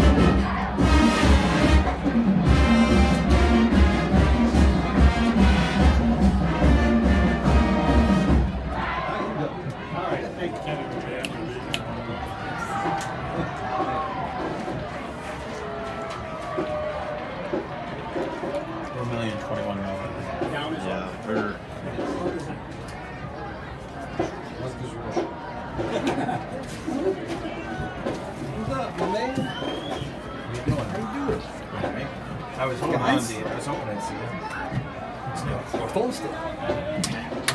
280 year ago. We always get to see the one win over Valley Forge. You know? Just working. So Yeah. Is this who you broadcasting for? YouTube, and then what we do is we put the link on my site, and the Sports Cleveland carries it. We just spread the technology. You don't need links to record anymore. You just do it on YouTube Live, and it's archived. Anybody can watch it. You know, it's awesome. Yeah. So we did a game. We did 2 of the students from the school did Carmel once last night. We're doing this tonight, and then we also have two of the students are out for sports emphasis. So Cardinal Mooney and Cleveland Heights, because Cleveland Heights is unveiling their new stadium. Yeah, or something. Yeah, so we Ladies and gentlemen, so it's cool. please welcome to the How field. was Well, you're going to have to cover some North Olmsted games Next next year. it's still being built? Yeah, the new stadium is scheduled to open next year. So where are they doing the Avon thing again? So we're playing 2 games, our home game. Of the 5 home games, 2 are in North Ridgeville and 3 are in Westlake. Okay. So Fleming created a character that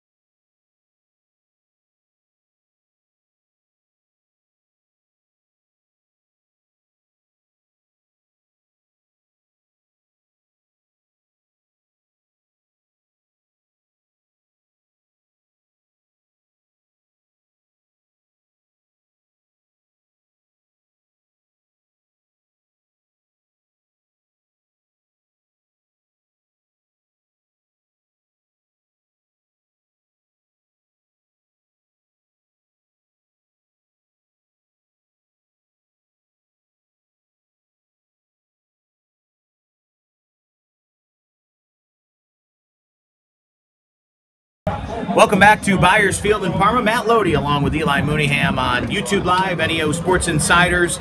And it's North Olmsted and Valley Forge doing battle here tonight. Right now, we are getting set to start the third quarter, and North Olmsted leads it 21-0. The kickoff here going from left to right, and it's a short kick, and North Olmsted falls on it at the 30-yard line, and that's where they will begin here to start quarter number 3.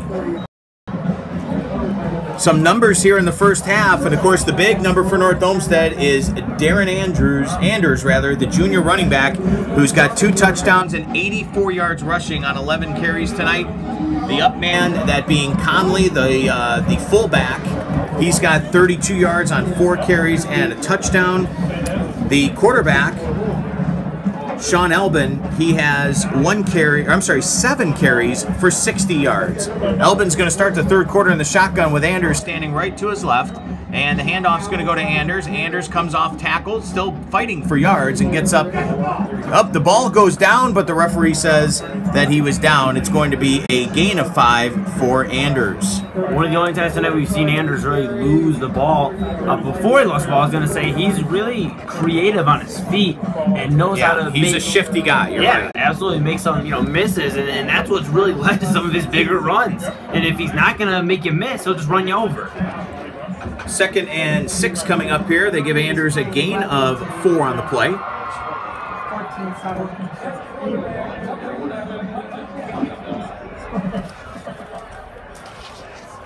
Elbin in the shotgun again. This time he's got a sidecar to his right. He's going to take a snap. He's looking a wide receiver screen. Now he's going to air it out, and it is caught right there, and he is going the distance. That's going to be Darren Anders all the way for the touchdown. Wow. What a catch.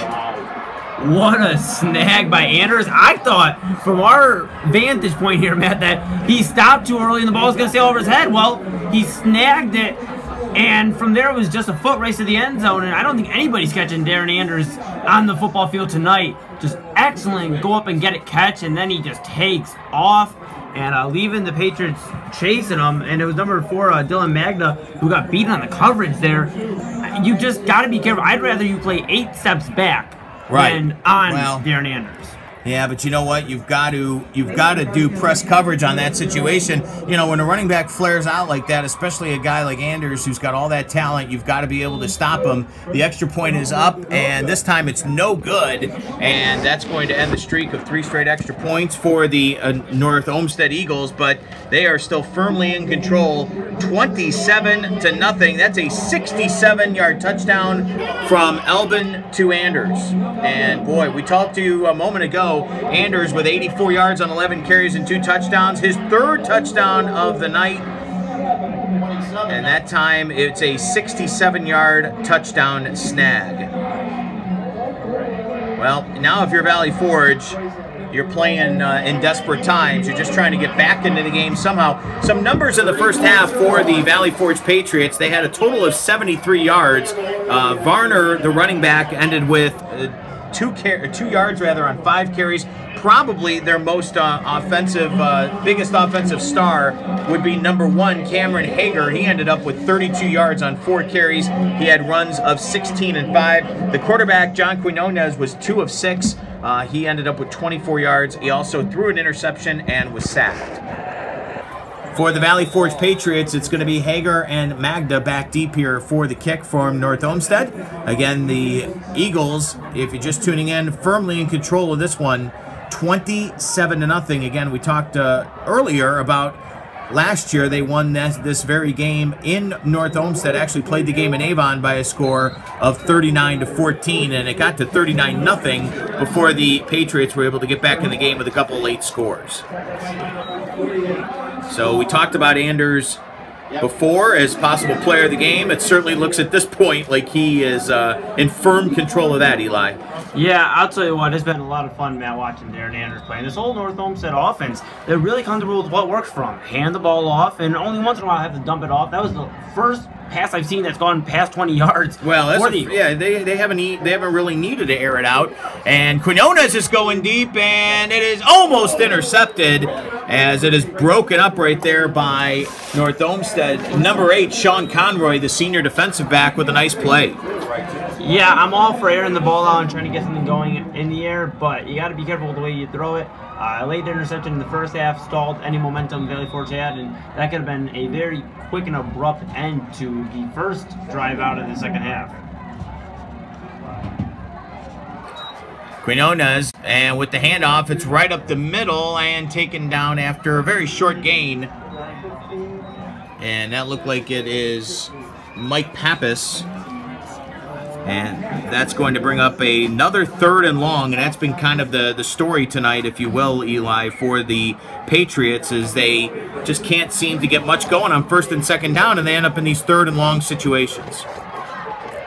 Yeah, and I'm going to look for number 1 here, Matt, Cameron Hager. He's been their guy, yeah.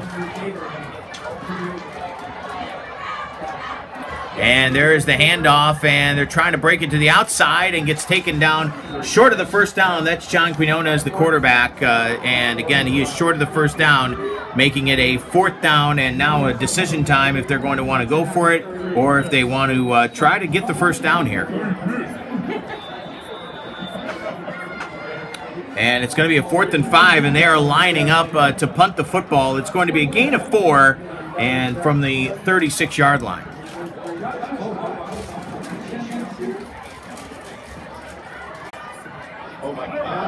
And that ball is bobbled and finally picked up, and it's going to be a very, not a bad kick, a short kick, though. It takes a Valley Forge bounce, and it's going to end up at about the 27-yard line. So it could have been even more disaster for the Valley Forge Patriots, but instead it's not a bad punt, and the ball is down at the 27-yard line, and that's where Sean Elbin and the North Olmsted Eagles will start with it.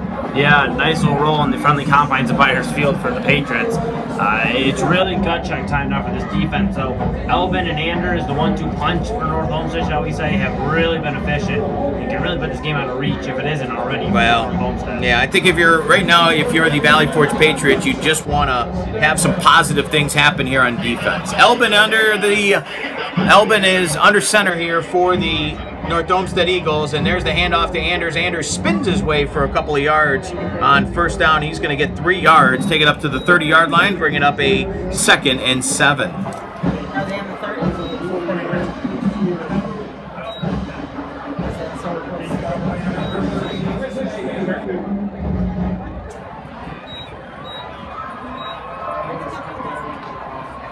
Elbin in the first half was 5 of 7 passing for 20 yards and a touchdown. The Eagles, as an offense, put up 200 total yards. I formation here for Elbin on 2nd down, and he's going to hand the ball off to Anders. Anders gets around the edge and gets almost to the 35-yard line. He is taken down at about the 34. It's going to be a gain of 4, and that's going to bring up a 3rd and 3. And you got to believe right now, up 27-0, that the North Olmsted Eagles are going to take the air out of the ball as much as they can, Eli. No reason at this point to air this thing out or get anybody hurt.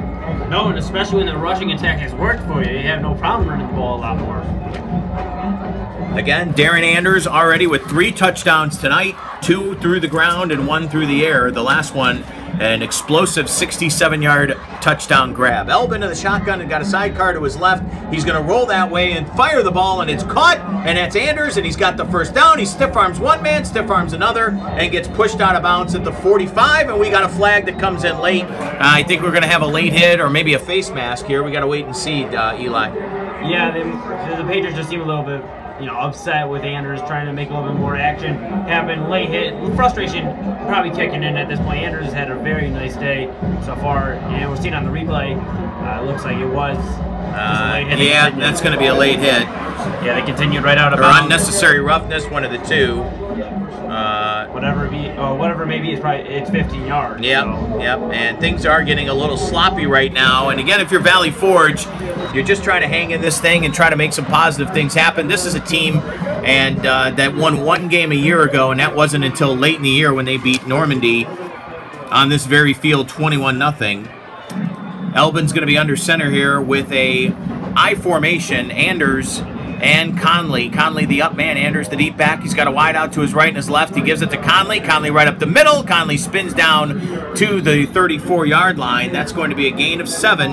And boy, Conley having a nice night himself, Eli. He was the guy that started it off. He had the first touchdown of the night on a 10-yard run. That one's going to go for 7 yards, and it's going to bring up a 2nd and 3. Conley in the first half, by the way, 4 carries for 32 yards and a touchdown. He also had 2 catches from Elbin for 8 yards. Yeah, you have 3 guys in that backfield, man, that can really run the ball well. Elbin included with Connolly and Anders. Those 3 are really fun to watch on the field. Broken eye formation on 2nd and 2 here for Elbin. Elbin's going to flip it back to Anders. Anders trying to get to the outside. Cuts it back to the middle. Still trying to cut it back. He's now going to go all the way back to the left side. Can't get away for a nice tackle right there by Valley Forge. And that was number 23, Michael Miller on the tackle. He brings down Anders after a short gain. Might have actually lost a yard. We'll have to wait and see.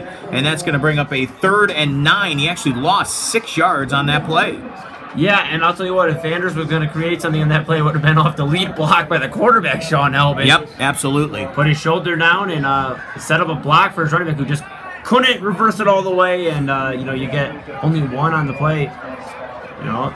Elbin's going to have 2 wideouts to his left, 2 to his right. He's got a sidecar with him. Back to pass, takes 3 steps, fires the ball right in the middle. He's got his man open and taken down right there. As the ball come out, I wonder, officials are coming in and haven't signaled anything yet, and they're giving it to Forge. It's going to go over to the Patriots as it looked like a fumble on the play, and Valley Forge gets the first turnover of the night for either team. Well, I shouldn't say for either team, but first turnover for them. Actually, their second. They also did have that interception a little bit earlier in the night. So second turnover as the pass was caught, but it was fumbled, and it's going to go over to the Patriots. So Valley Forge with a little momentum. They get the ball at the 32-yard line. And again, good recovery right there by Valley Forge. John Quinones remains in at quarterback. He's got his 2 running backs behind him. Quinones, with a man in motion, is going to hand the ball off. And no, actually he's going to keep it himself and go absolutely nowhere. And I've actually lost a couple of yards. That's going to bring up a 2nd and long. Absolutely. And you know what? I'll say this, man. I thought it was a rather safe check down by Elbin. Yeah. And, you know, it was one of the safer plays you could have made. Unfortunately, you just couldn't hang onto the ball on the receiving end. So, you know, you can't really hold Elbin accountable for that one. And if you're North Olmsted, you just stick with your defense and let them get to the ball back like they have all night. Quinones, now it's 2nd and 12 after a loss of 2 on that first play. Couple of running backs behind him here still, and now he's going to give a handoff and keep the ball. And he's looking to go deep, and he misses on the play. Was looking for Jalen Varner, the junior running back, who was coming out of the backfield, and that'll bring up a 3rd and long. That's unfortunate. Varner really could have needed that catch. He's had trouble creating anything on the ground, really being stopped in his tracks on the rushing attack. And if he could have made that catch, he might have been gone. He has that game-changing speed, no doubt about it. Quinones in the first half, again, as we mentioned, he was 2 of 6 for 24 yards with an interception. And we've got a penalty flag, and that's going to go up against North Olmsted. So forget about the play. Instead, it's a flag on the Eagles, and that's going to give a 1st down for the Patriots. I didn't even see the flag come in, but evidently it did. And the ball's going to be spotted at the 45-yard line. See what the penalty was? Nobody seems to know what the penalty was. All right, we'll go with it, but Valley Forge gets a 1st down. Quinones keeps it, gives it the ball, hands it off, and again, nothing happening right there. That was Nick Kugler getting a report now from Brooklyn. Dave Alligood on hand for us tonight for NEOSI. 40-0 Rhodes at the half. Javon Benton, 71 and 87-yard touchdown runs on the first 2 plays from scrimmage. The Hurricanes getting off to a terrible start. Yeah, and Rhodes has really been a thorn in their side. Last year, Rhodes had a tremendous game in a day game against Brooklyn at James Ford Rhodes. Oh, their ball is loose, and let's see if that's going to be a sack fumble or if they're going to give him an incomplete pass. And they are going to call a fumble on Quinones. The ball goes over to the North Olmsted Eagles. Well, and guess who got that fumble recovery there, man? That was number 23, Darren Anders. Darren Anders, once again. Unreal. he is just all over the field. I'm wondering if there's a magnet in the ball and a magnet on his helmet at this point. He is just catching everything. Wherever the ball is at, he's going to it. And that's very, very remarkable to have in a young player. Andrew is not necessarily the youngest on the team. Obviously a junior, but he has another year after this to grow. I wouldn't surprise you if college just come knocking in his senior year. Sean Elbin back under center, 27-0 in favor of the Eagles here with 5:36 to go in the third quarter. And there is Anders once again, goes up the middle. Nice hole right there for the running back, and he's going to get about 7 yards. And that's going to bring up a second down for the North Olmsted Eagles, 8 yards officially. Again, this is a North Olmsted team that last year only won 2 games, but you got to wonder if this year, with Breidinger and that coaching staff, if they feel like they've got a little bit more momentum, especially when you're handing off the ball to number 23. Elbin under center with an I formation. He's got Conley and Anders behind him. He gives the ball to Anders. Anders spins off one tackle, and he gets very, very close to a first down. Looks like he got it to me, Eli. Yeah, it looks like they're going to give him the benefit of the doubt. The chains are rolling, so that's going to be another first down, and more of the same from North Olmsted. They are really starting to button up as the game goes on. We've really seen their offense tighten up all the miscues they might have had from the first play of their offensive drive. Well, and once again, when you're up 27-0 and you have under 5 now to go here in the third quarter, and you've got a running back doing what Anders has already done tonight, it's time to just take the air out of the ball. No reason to have to air this thing out. It's just not necessary. Absolutely not. Elbin under center. Hands the ball to the up man. That's Conley. Conley smothered right at the line of scrimmage. Maybe gets a yard. And that's going to bring up a 2nd and 9 situation. Well, in the road, you know, if we look ahead to North Olmsted, Matt, their schedule doesn't get any easier. They have Avon Lake, Midview, and Avon in their next 3. 3 very capable teams. And we have an update, actually, currently on the game between Avon Lake and Elyria. Elyria's quarterback, Tristan Arno, who got the late start over Dante Beckett. Yep. He's 11-20, Arno is, with 118 yards and a touchdown in the air. Connor Riggs with 17 carries, 73 yards and a touchdown. Elbin fires the ball to Conley. Conley breaks one tackle, tries to break another, and it's incomplete, or not incomplete, but he is tackled right there. And the flag comes in on the play. We'll have to see what the call is here by Jerry Garrett, our lead official, and I'm going to believe it's a holding on North Olmsted, and that is exactly what it is. So scrap the play, bring it back, and that's going to bring up a 2nd and long. It was 2nd and 9 from the 33, so mark off 10. It's going to make it 2nd and 19. Absolutely. In that game, Elyria leading Avon Lake 14-7 at halftime. Interesting. Ruben Rodriguez. Ruben Rodriguez of NEOSI is out doing his thing tonight. Big Avon Lake guy, and he is taking that game in. We mentioned a few moments ago, Dave Alligood over at Brooklyn tonight, the home of the Hurricanes. They're being blanked by Rhodes 40-0. That game is at half.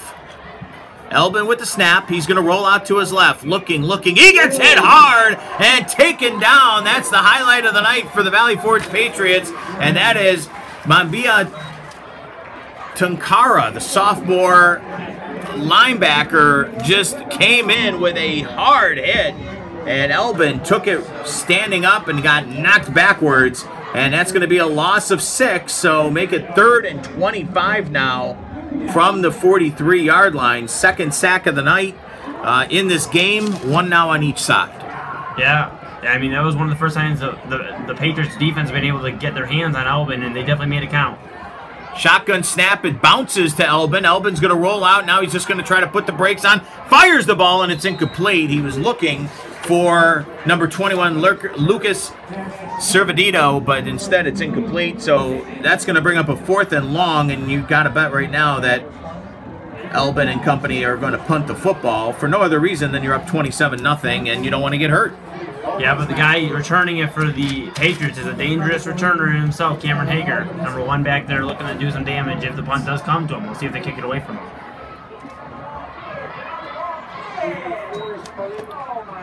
Snap goes back, short kick, not as high as the last one. Ball's going to bounce at the 35, and it'll be down at the 32, and that's where Valley Forge is going to start. So 1st and 10 from the 32.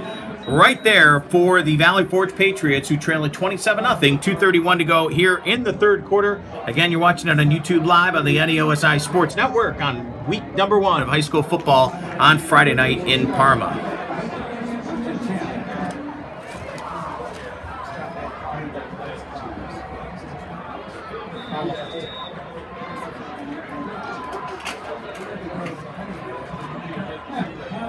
And again, do not forget that we will have all the big games in Northeast Ohio covered for you tonight into tomorrow. And a breakaway right there for Valley Forge, and getting the ball and then losing the ball out of bounds is Cameron Hager, but he still ends up getting a big chunk of yard and the biggest play of the night offensively for Valley Forge. And the ball is going to be spotted. Let's see where they're going to spot it. We have an injury on the field. Is that Hager who went down? It looks like it.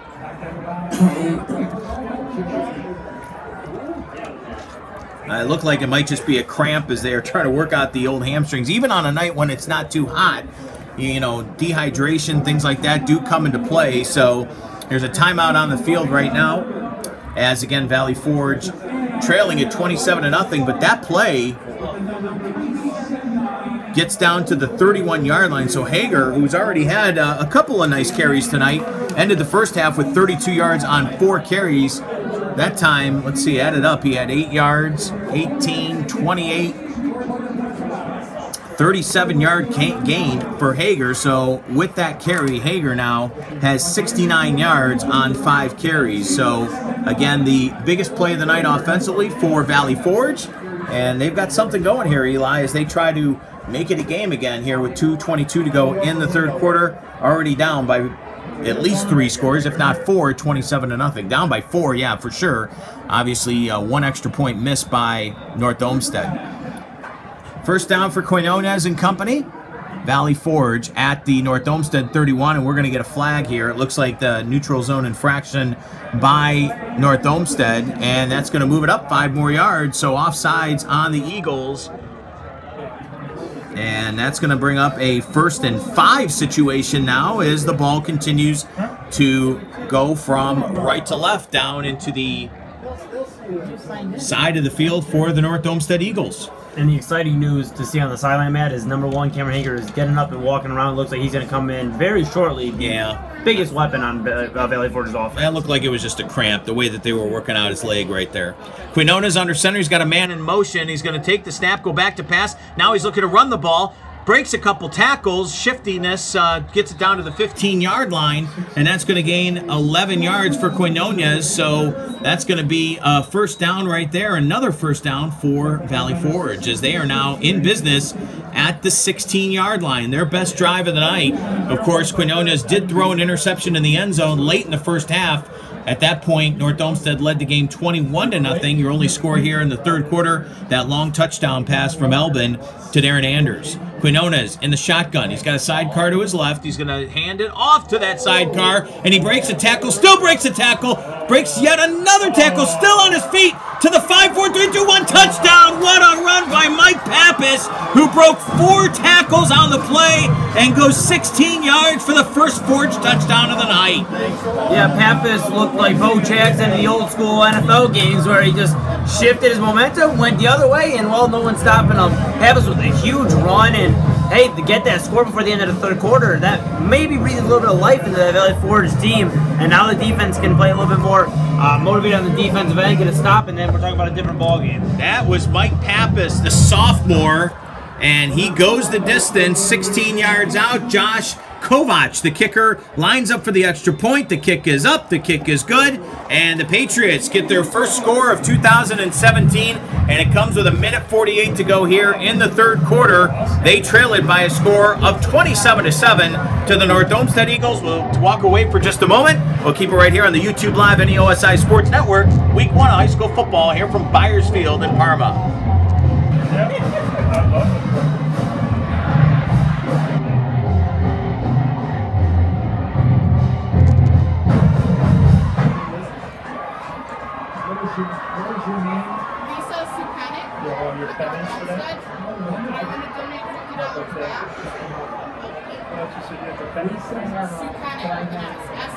all over the place.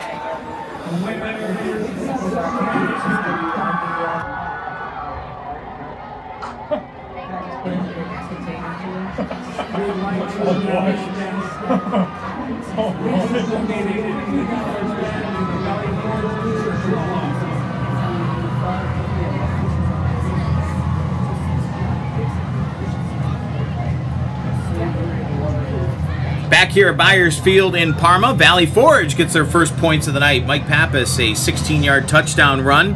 They trail North Olmsted by a score of 27-7. You saw the ball dribbled up right there, and that's going to end up going over to the Eagles.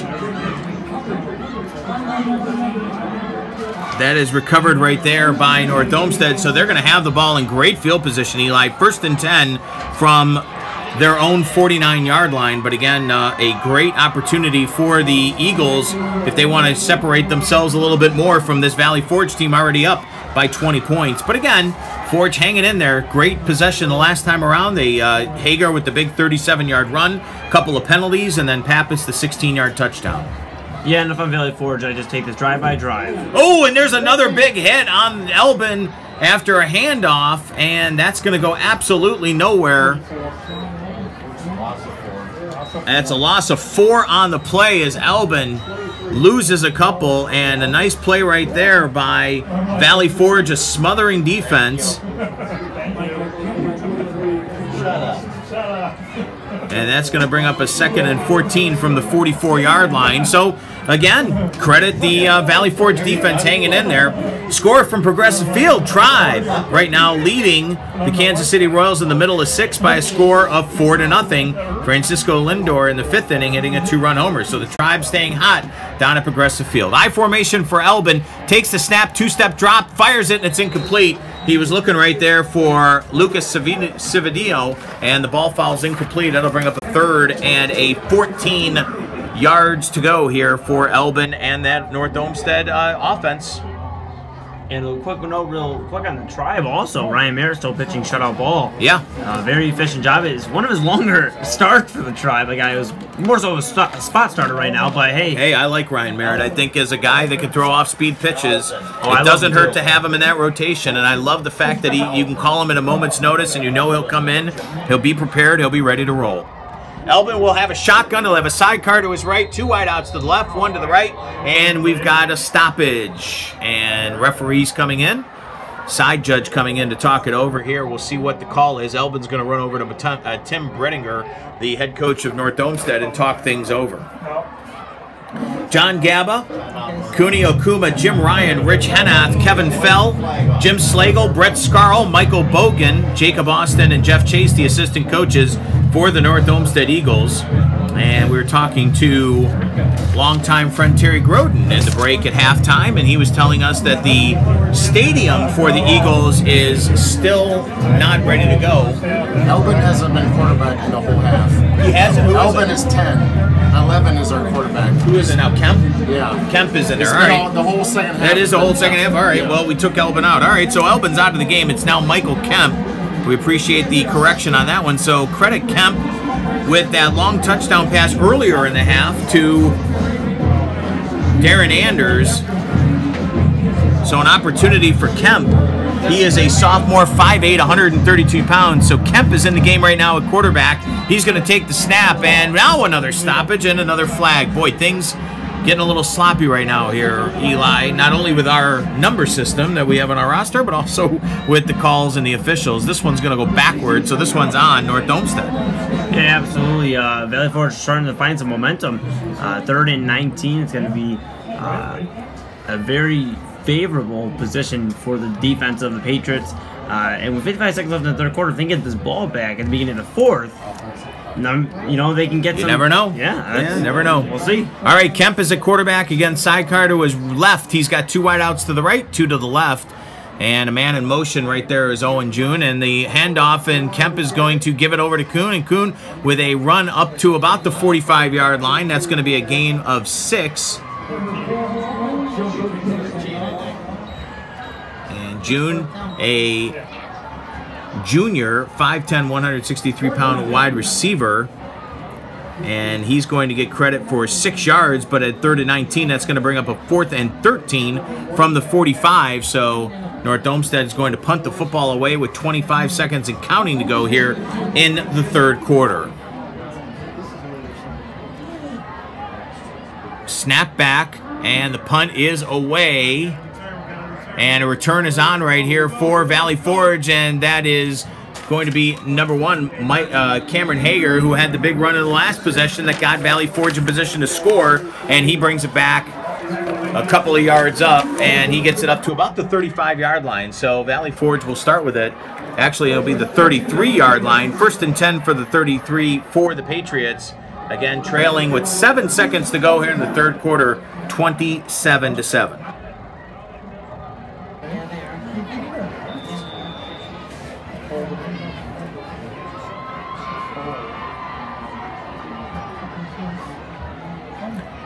John Quinones, the quarterback for the Valley Forge Patriots, last drive was able to help get them down in position for Pappas to run it in from 16 out, handoff, and the ball is taken up and fumbled, and it's picked up by by North Olmsted, but they're going to call it down. Wow, that would have been a touchdown for number 51, Tyler Jones.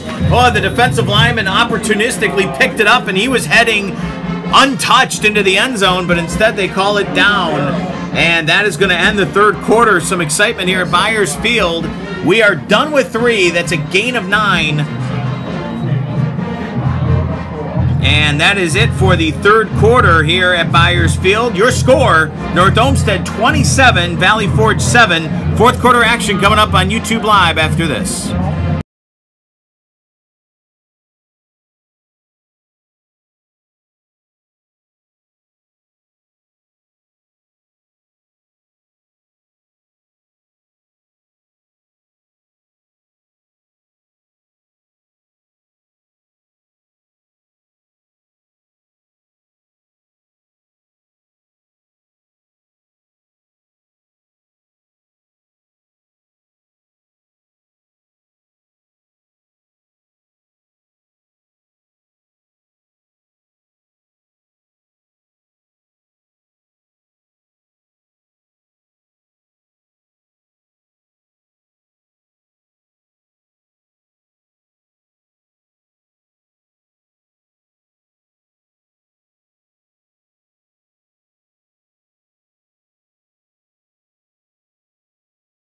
Welcome back here to Byers Field. 4th quarter underway. First play of the 4th quarter is a handoff, and it goes right up the middle.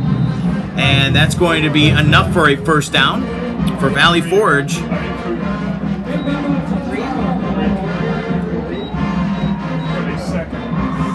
And that is Jalen Varner. Varner with a nice carry, and he gets up to midfield. So 8 yards and a 1st down for the Valley Forge Patriots. Again, 1st and 10 from midfield. They trail it by 20, 27-7. Both teams scoring points in that 3rd quarter. Actually, Patriots outscored the Eagles 7-6.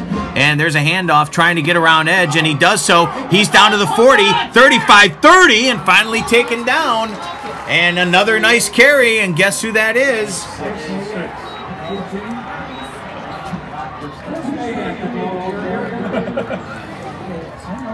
And another nice carry right there for the Patriots, down to the 26-yard line. Credit 24 yards on the carry.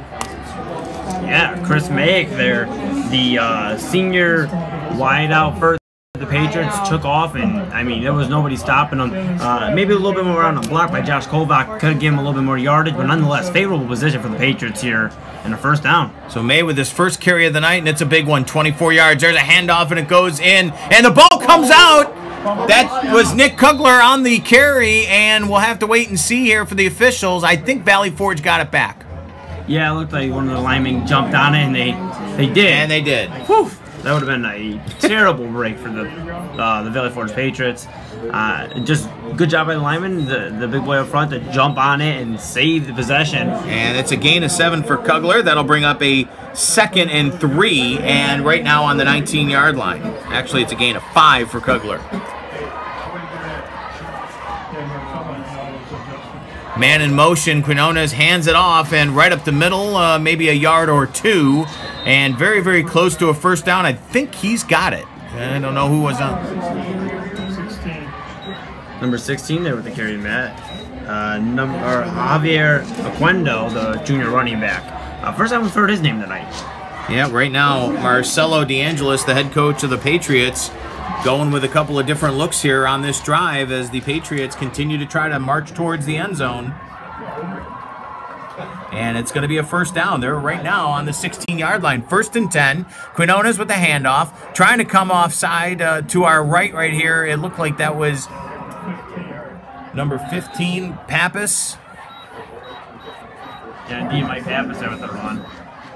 And Pappas is only going to get a yard on that one, so it's going to bring up a 2nd and 9. And right now on the 15-yard line, so we'll see if once again Valley Forge can crack the end zone. If they do, this could be a 2-score game. Yeah, and I'll tell you what, they've done a really good job of really running the ball a lot and very efficiently. Might see North Olmsted, you know, hands on the hips, a little worn out here from a lot of trekking with the defense. Man in motion. There's the handoff, and this is going to be up the middle, down to the 10-yard line, make it the 9. And I believe that was Kugler again. We'll have to wait for the...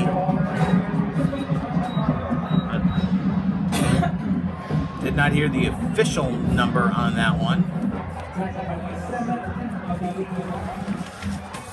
Nathan Ironman gets in on tackle. That's going to bring up a 3rd and 2. So a 6-yard gain on that one. Make it a 7-yard gain.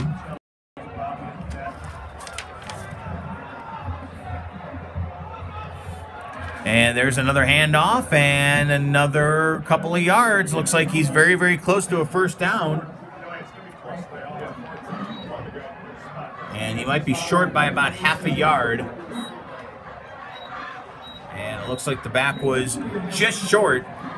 And that's going to bring up a 4th and 1. So here we go, 4th and 1 from the 7-yard line. And really right here, if you look at it, Eli, and just about every way, shape, and form, this is the ball game. They don't get the first down and turn the ball over. You got to figure North Olmsted is going to try to just eat clock with 8 minutes to go. Quinones under center. He's going to hand the ball off, and I don't think he got there. As a matter of fact, he got driven backwards. That was Tunkara, got wrapped up in a hurry. And Tunkara loses 3 yards, and that's going to turn the ball over. And that might just do it here from Byers Field. Boy, oh boy, what a defensive stand right there for the North Olmsted Eagles as they gang tackle Tunkara, and that drive him backwards, and that really was a big, big defensive stand for the North Olmsted Eagles. And you can see how they really celebrated that one because it was getting interesting. As we said, if Valley Forge would have been able to get a touchdown there, who knows?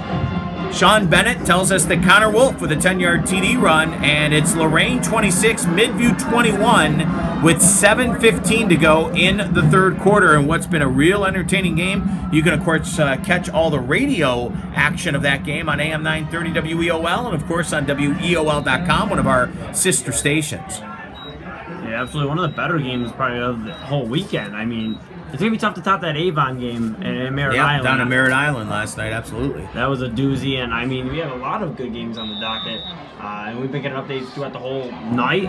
Philip Scott for NEO has got an end of the 3rd quarter update. Aurora up 14-12 over Solon. That's an interesting one there. And we have a few more here. We have the Amherst Steel Comets up on the Clearview Clippers, 21-0.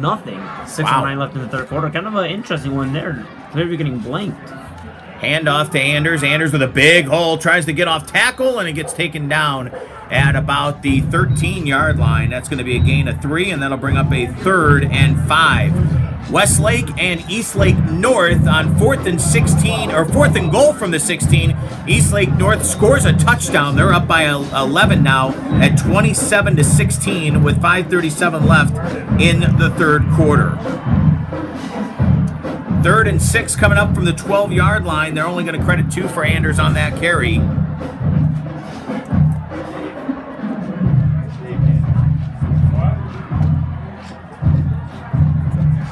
And this is another handoff up the middle, and I don't know if he got there. I think he might be about a yard short.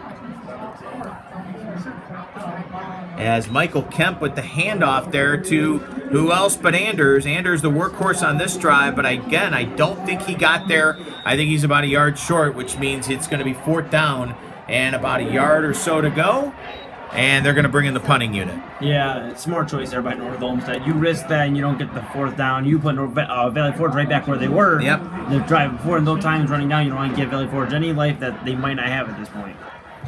And we got an update here coming in from Midview and Lorraine. We'll give you the update after this punt here with 5:47 to go. And the punt is high, very short. Fair catch is signaled, but the ball hits and bounces out of bounds at about the 43-yard line. And that's where Valley Forge is going to take over 1st and 10 with 5:39 to go. So in that Midview and Lorraine game, the Middies recover a fumble and return it for a touchdown, and they take a 28-26 lead on Lorraine. That game is still in the 3rd quarter, and again, you can hear that game on WEOL and WEOL.com right now. We've got 5:39 to go here at Byers Field. Valley Forge still a glimmer of hope here, down 20. At right now 27-7. They got a lot of things to do though if they're going to get back into this ball game, and they got to do it quick because time is ticking away. Quinones ends up running into his own back, and somehow they still got a couple of yards on that. I'm not really sure how. If you watch that play, it looked like a train wreck. Yeah, it wasn't a pretty play by any stretch. It won't get 2 yards unofficially for Quinones, and that takes it down to the 40-yard line. You know, again, knowing that the clock is working against them with 5:15 and counting to go, you're down 20 points. You got to wonder at some point if Quinones is going to try to air it out here. Man in motion is Cameron Hager, and now we got another stop. It's been a sloppy game in that point of view from both sides. There's been a number of flags tonight on both sides, and this time you've got a false start, and it's going to be on the Valley Forge Patriots. Absolutely. Talking about goal line stands and big plays, well, an update coming in from Ruben Rodriguez, and Elyria goal line stand keeps it 14-7 in favor of Elyria over Avon Lake. Elyria so far with Arno at quarterback filling in for the starting quarterback there, Booker there, you know. So far, it's looking like it'll work out there with Sean Arnold and company. Quinones trying to go deep, and it's going to be incomplete. He was rolling out to his right, and he had a man open coming through the middle there, but just couldn't find him. And this clock will stop. Actually, an opportunity right there. He was looking for Dylan Magda, the junior wide receiver. And again, you can hear the Valley Forge coaches to our left yelling, "Throw the ball." But unfortunately incomplete. We've got another one coming in, Louisville and Canfield. That game, of course, down in the south region here tonight, 21-14. That game right now going on, and Canfield with the lead in that one. 3rd and 13, handoff goes, and that is going to be kept in. Who's got it? Oh, that's Cameron Hager, and Hager's going all the way. Nobody even saw the ball, and there's your trickery once again, and Hager goes 45 yards. We completely missed it. Yeah, Hager was smiling for a few photo ops by the North Olmsted band as he trotted into the end zone. Yeah, I mean, just really a fake out to everybody in attendance. It looked like he actually just cut right through the gut, Matt. I mean, a good pull there by the left tackle, left a wide open hole, and as soon as he beat the first line of defenders, he was gone. Well, you know, again, just like a year ago, you had North Olmsted build a big lead. They were up 39-0 on that night, and then Valley Forge scored 2 touchdowns late. By the way, the extra point there is no good. So Josh Kovac misses the extra point wide. So we've got 27-13 and 27-13 in favor of North Olmsted with 4:33 left in this ball game. But again, gutsy effort by the Patriots as they are hanging around here. Yeah, I mean, that was a huge drive by Valley Forge. If they can get a quick stop, because they do hold all their timeouts, you know what? It'll be interesting. They could really make it interesting on the North Olmsted Eagles here with 4:33 to go. It just, if they don't convert here and they don't come back, it'll be a question of did they just leave too many opportunities on the table, and especially the one that's glaring is the one in their previous drive in the fourth quarter. And not only that, but you also had the interception in the end zone at one point. So You know, that a couple opportunities, as you mentioned, just did not go the way of the Patriots. But again, still an opportunity here. I'm like, they just scored. Wow. They can't be done. I'm like,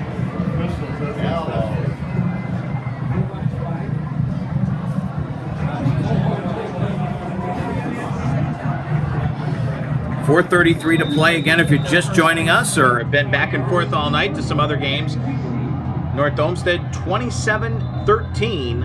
that's up 13-10. And again, you look at the situation earlier with the interception in the end zone. You had a couple of times that they were not able to convert on 4th down.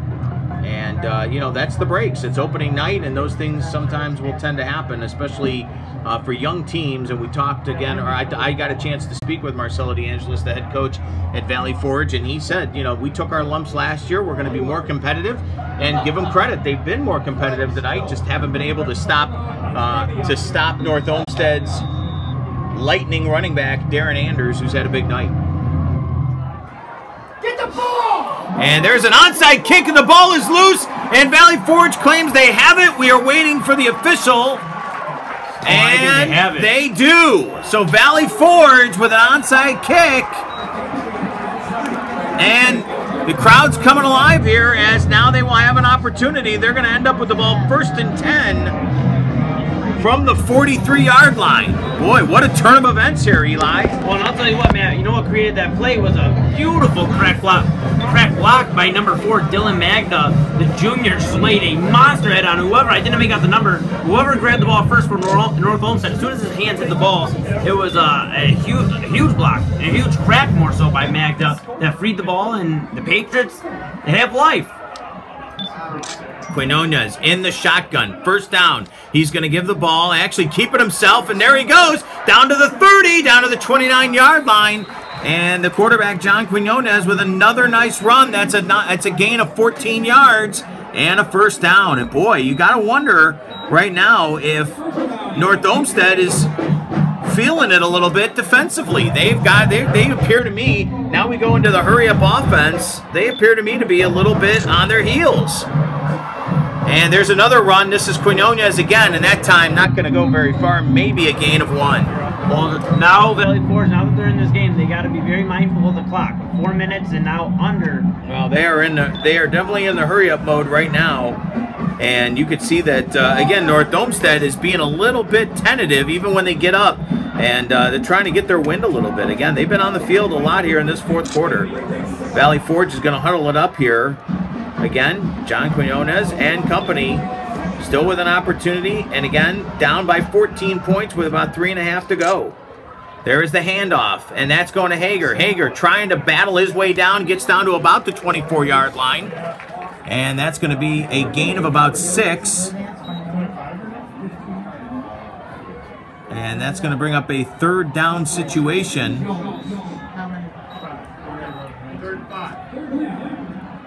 That's going to bring up a 3rd and 5 from the 24-yard line. And there is a quick snap, and taken down right there with not much on that play is the ball carrier. And that's going to be a gain. Well, they're going to call it no gain, and that's going to bring up a 4th down situation.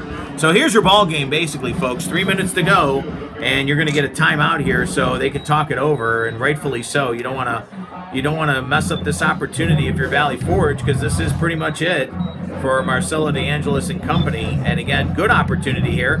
Got to get 5 yards, and if they can keep the drive alive, you never know what can happen. Yeah, this is a gut check moment here for Quinones and company. They've missed a few play action passes, they missed a few wide open passes, and just again shut down on some of these run plays. So it's going to be really a interesting play call, whatever they decide out of this 4th down, knowing this is the ball game with 3:01 left in the game. Again, if you're just joining us, Valley Forge trailed at 27-0. They've scored the last 2 touchdowns of the game, but again, still trail it by 14 at 27-13 with 3:01 to go. Big night for North Olmsted's Darren Anders, as he has scored 3 touchdowns on the night.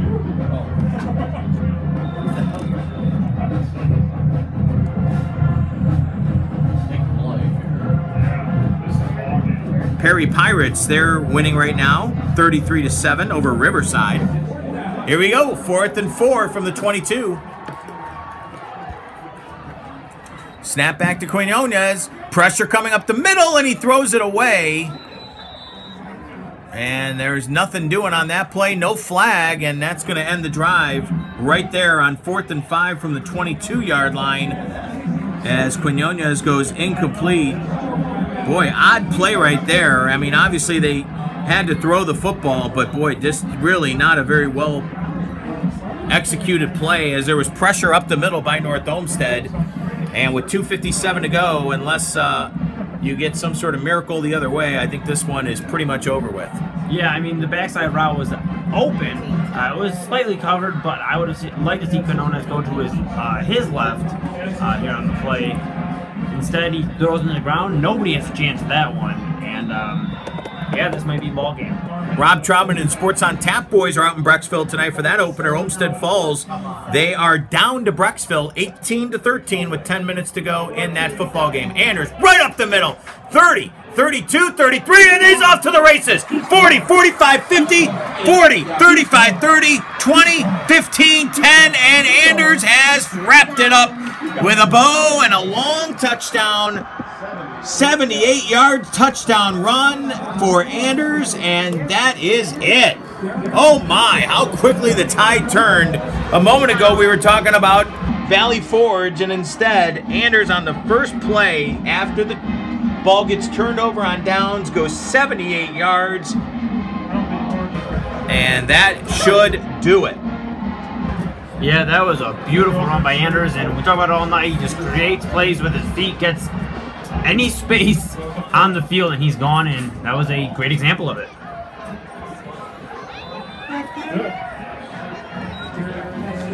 And the extra point is up and is good. So with 2:42 to go in this one, 34-13 in favor of the North Olmsted Eagles. Pretty easy to talk about that drive. One play, 78 yards. Yeah, I mean, it was really just all Darren Anders, and it has been for most of this game and for most of the Eagles' offense, and he's really looked impressive, and he's going to be a big cog in the offense heading forward into this season if the Eagles want to make some noise. Absolutely, and again, got to give some credit, too. We haven't talked about him enough tonight, but that North Olmsted Eagle offensive line has done a real nice job opening up holes for Anders, and you know, he's had to make some moves, no question about it. He's had to shift and juke and do some things, but realistically, that line right there has done a nice job against the Valley Forge defensive line. Yeah, it's not on Saturday. Friday at Marshall. No game this Saturday. What's Saturday, right? Yeah, it was supposed to be Saturday here, but it's going to be at Marshall on Friday. No game. So if you come here, they're not going to be. So it's going to be our away game for us. Right. North Olmsted will be kicking off again right to left here, leading it by 3 touchdowns, 34-13, and what do we got? Stoppage and play, another penalty. Not quite sure what that one was.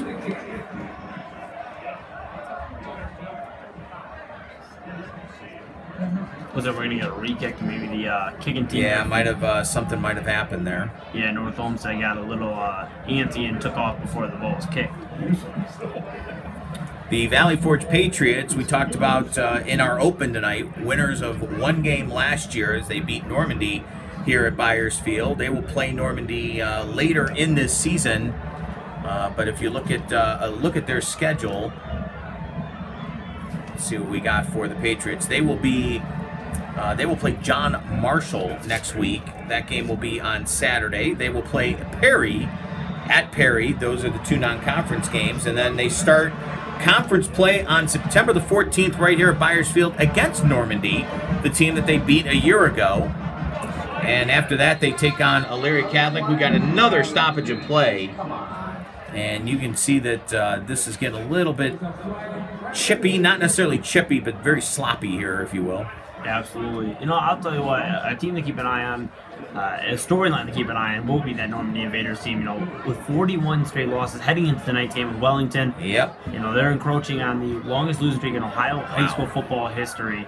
I just hope for their sake they can end it soon. I'm going to keep tabs on them. Yeah, you're right. I know what you're saying. You know, this North Olmsted team, we talked about them earlier in terms of they started out the season a year ago pretty much the exact same way.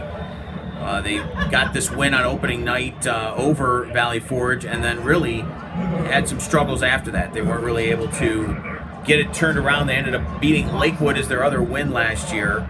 So we'll see what they do the rest of the way. They've, of course, Eli mentioned it a little while ago, have a very, very tough slate after tonight. There's Magda. Magda breaking it up to the 40, 45, 50, down to the 47-yard line for a nice return once again for Dylan Magda as he gets it down to the 47-yard line, and that is where the Patriots will start 1st and 10 with 2:33 to go. We talked a little bit before about the Eagles' schedule. After tonight, they will take on the Shoremen of Avon Lake 1 week from tonight, or actually that's on a Thursday, so that's on the 1st. No, the 1st is next Friday, my bad. So they take on Avon Lake next Friday, and then they play at Midview, and then after that, they get the Avon Eagles. So tough slate for the North Olmsted Eagles.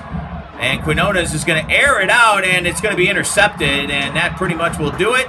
As intercepting that ball right there in North Olmsted, I think it is number 16. Well, and we got a flag coming in. As now some players are roughing it up on the sideline, and now more players get involved.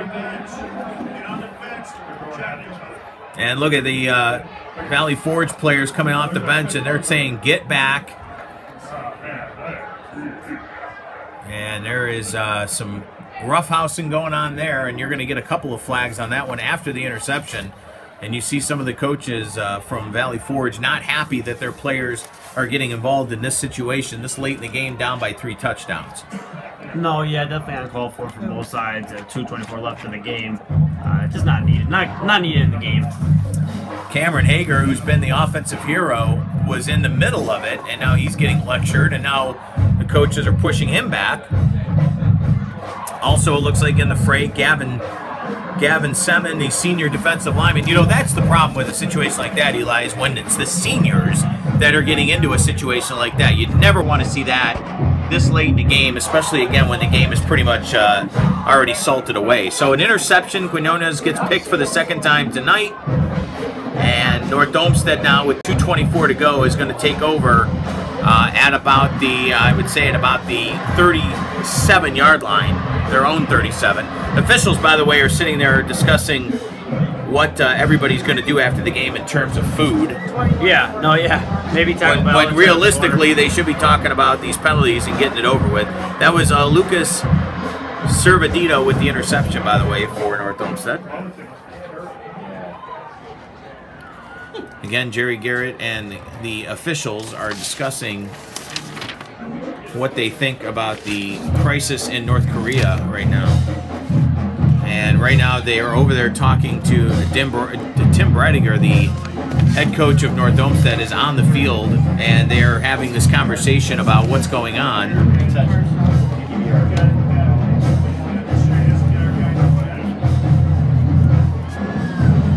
Getting another update from Dave Alligood over at Rhodes, and right now Javon Benton, the running back for Rhodes, over 200 yards in the first half alone, and it was 40-0, and that was before the first half was over. So I'm interested to see what the score is of that one. We'll have a report and, of course, a game story tonight from Dave on the site. You can check that out. Rhodes and Brooklyn over in the Battle of Bidoff. You had a chance to take that epic classic in last year, and it was 49-0 in favor of Rhodes. It was, and funny you mentioned that name. Javon Benton tore it up for over 200 yards last year, too. He's the guy, when you get in space, he's just so fun to watch. Yep. And, you know, it's just tough going for Brooklyn. They just don't know how to stop Rhodes. Rhodes is essentially, well, yeah, their kryptonite.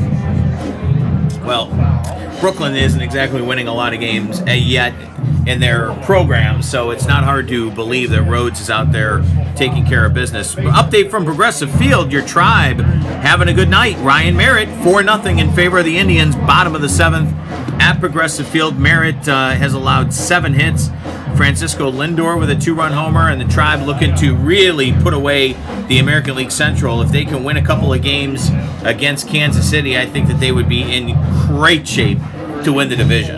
Absolutely. The Tribe cooking just in time for October, and you know, with a lot of injuries, it's good to see that the guys that they call up are getting opportunities and taking advantage of it. The referees are still conversing here, so the ball is going to be placed at, it looks like, the 32-yard line. So it looks like a majority of the penalty yardage is going to be on the Patriots. So for whatever reason, they are marking the ball off. I think it was a bunch of unsportsmanlike conduct penalties. I think I saw a face mask penalty in there as well.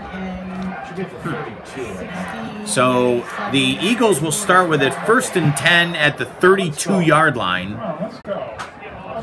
People are starting to get antsy up here, as we are as well, to try to wrap this thing up. So it's 1st and 10 from the 32-yard line. 2:24 to go. Eagles in command, 34-13. I formation, and Kemp is going to hand it off to the up man, and he goes up the middle. 15, 10, 5, and he is in for the touchdown.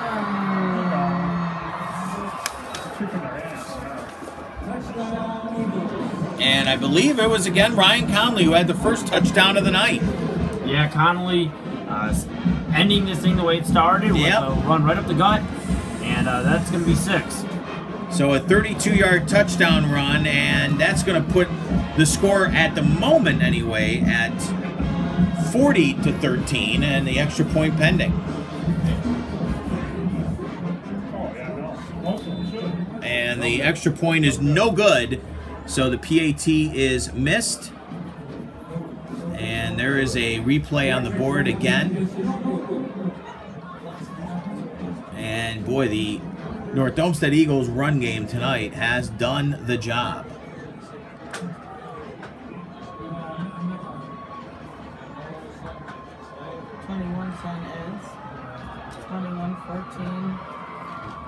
So Ryan Conley, he scored the first touchdown of the night, and he scores what probably you would think would be the last touchdown. 40-13, it's all Eagles, and they lead it with 2:17 to go. What's the name of that webpage, Jerry?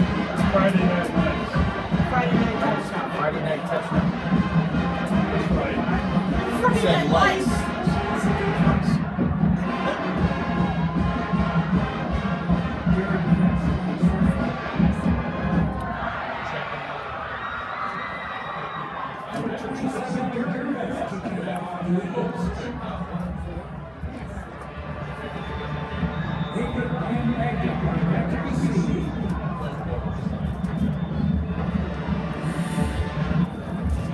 And here's the kickoff. North Olmsted again going from right to left here. And again, the ball is stopped. Boy, they are taking forever.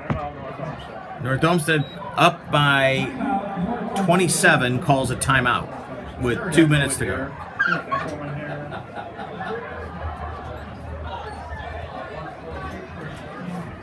Again, don't forget, our reporters will be on not only AM 930 WEOL after the game, but we'll also have some reports on the high school hysteria on ESPN Cleveland, AM 850 WKNR as well. So tune into that if you're watching this live. And, of course, we will have all of the game recaps on NEO Sports Insiders throughout Friday night into Saturday. Eli Mooneyham will be taking care of the scoreboard this year, and that will be updated throughout tonight and into tomorrow as well.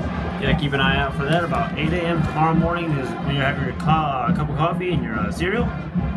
Make sure you look at our annual scoreboard from Avon out to Canfield, from Valley Forge out to Brecksville Broadview Heights. We have it all for you.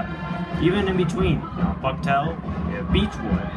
Those are just some of the schools you'll see and how they fare. So maybe you'll see your favorite alma mater and how they fared tonight.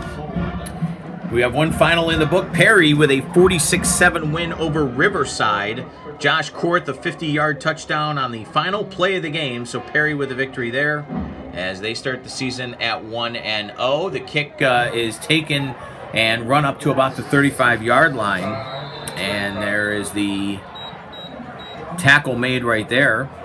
Elyria Catholic starts out the year on the good foot. They beat Brookside by a score of 35-7. Brookside with Paul Ferguson, the head coach there. They won 1 game a year ago. You knew it was going to be tough for them against a very good Elyria Catholic team, and Coach Dave Stupka, and they get off to a good start. They win it by 28 tonight at 35-7.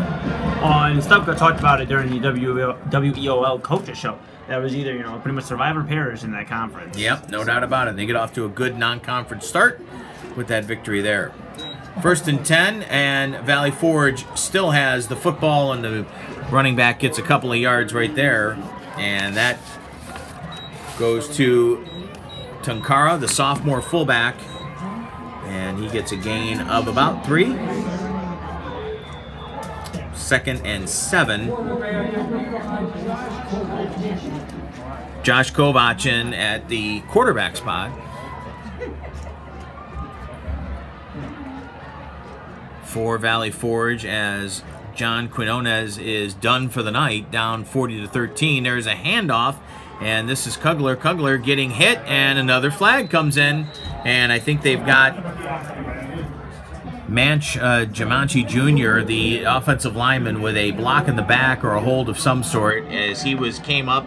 It's bad when you come up and the first thing you do is put your hands in the air, and they've got a hold right there on number 50, Manch Jamanchi Jr., and he is a junior, and he gets called for the 10-yard penalty. That'll take him back a couple. He's a junior, just like Jack Swagger with an All-American American.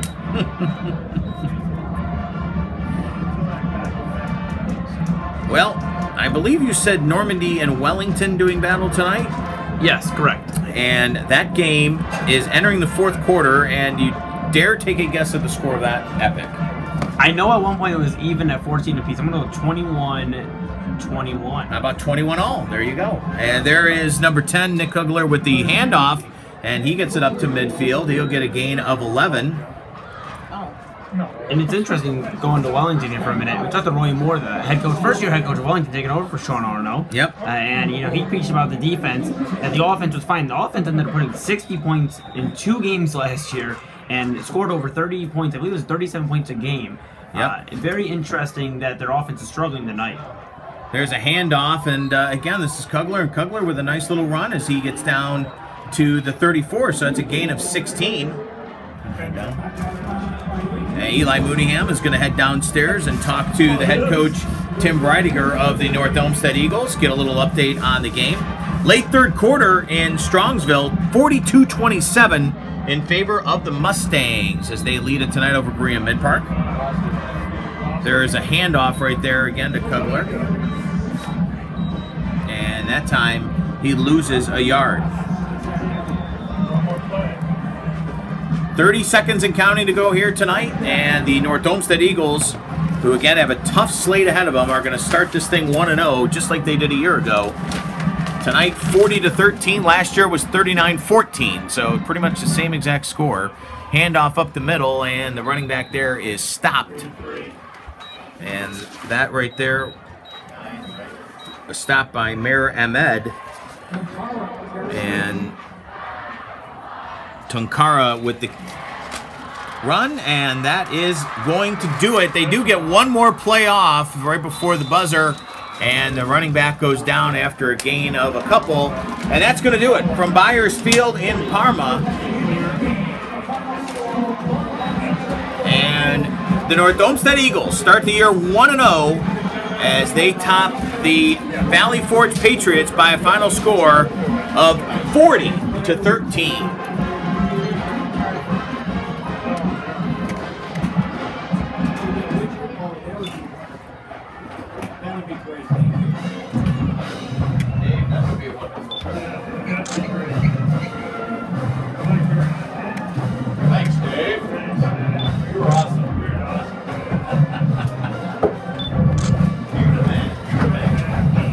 Well, and that's going to wrap up our coverage here for opening night, high school 2017. We got plenty of people to thank, of course, all the people here at Byers Field, allowing us the opportunity to come in and do this game tonight. Of course, all of our staff at NEOSportsinsiders.com. Don't forget, check us out. We'll have coverage 14 big games here tonight that we are at. Also, of course, the good friends over at AM 930 WEOL in Elyria, Dave Sprouse. Don't forget, you want to catch the scoreboard show with him tonight. Also, our good buddies over at AM 850 WKNR in Cleveland. That, of course, Matt Fontana, Chris Oldak. They are doing the scoreboard show tonight there. We'll have reporters there as well. You've been watching live coverage of high school football on the NEOSI Sports Network. I'm Matt Lodi for Eli Mooneyham. Again, the final score one more time. The North Olmsted Eagles start the year 1-0 as they top the Valley Forge Patriots by a final score of 40-13. Have a good night, everybody.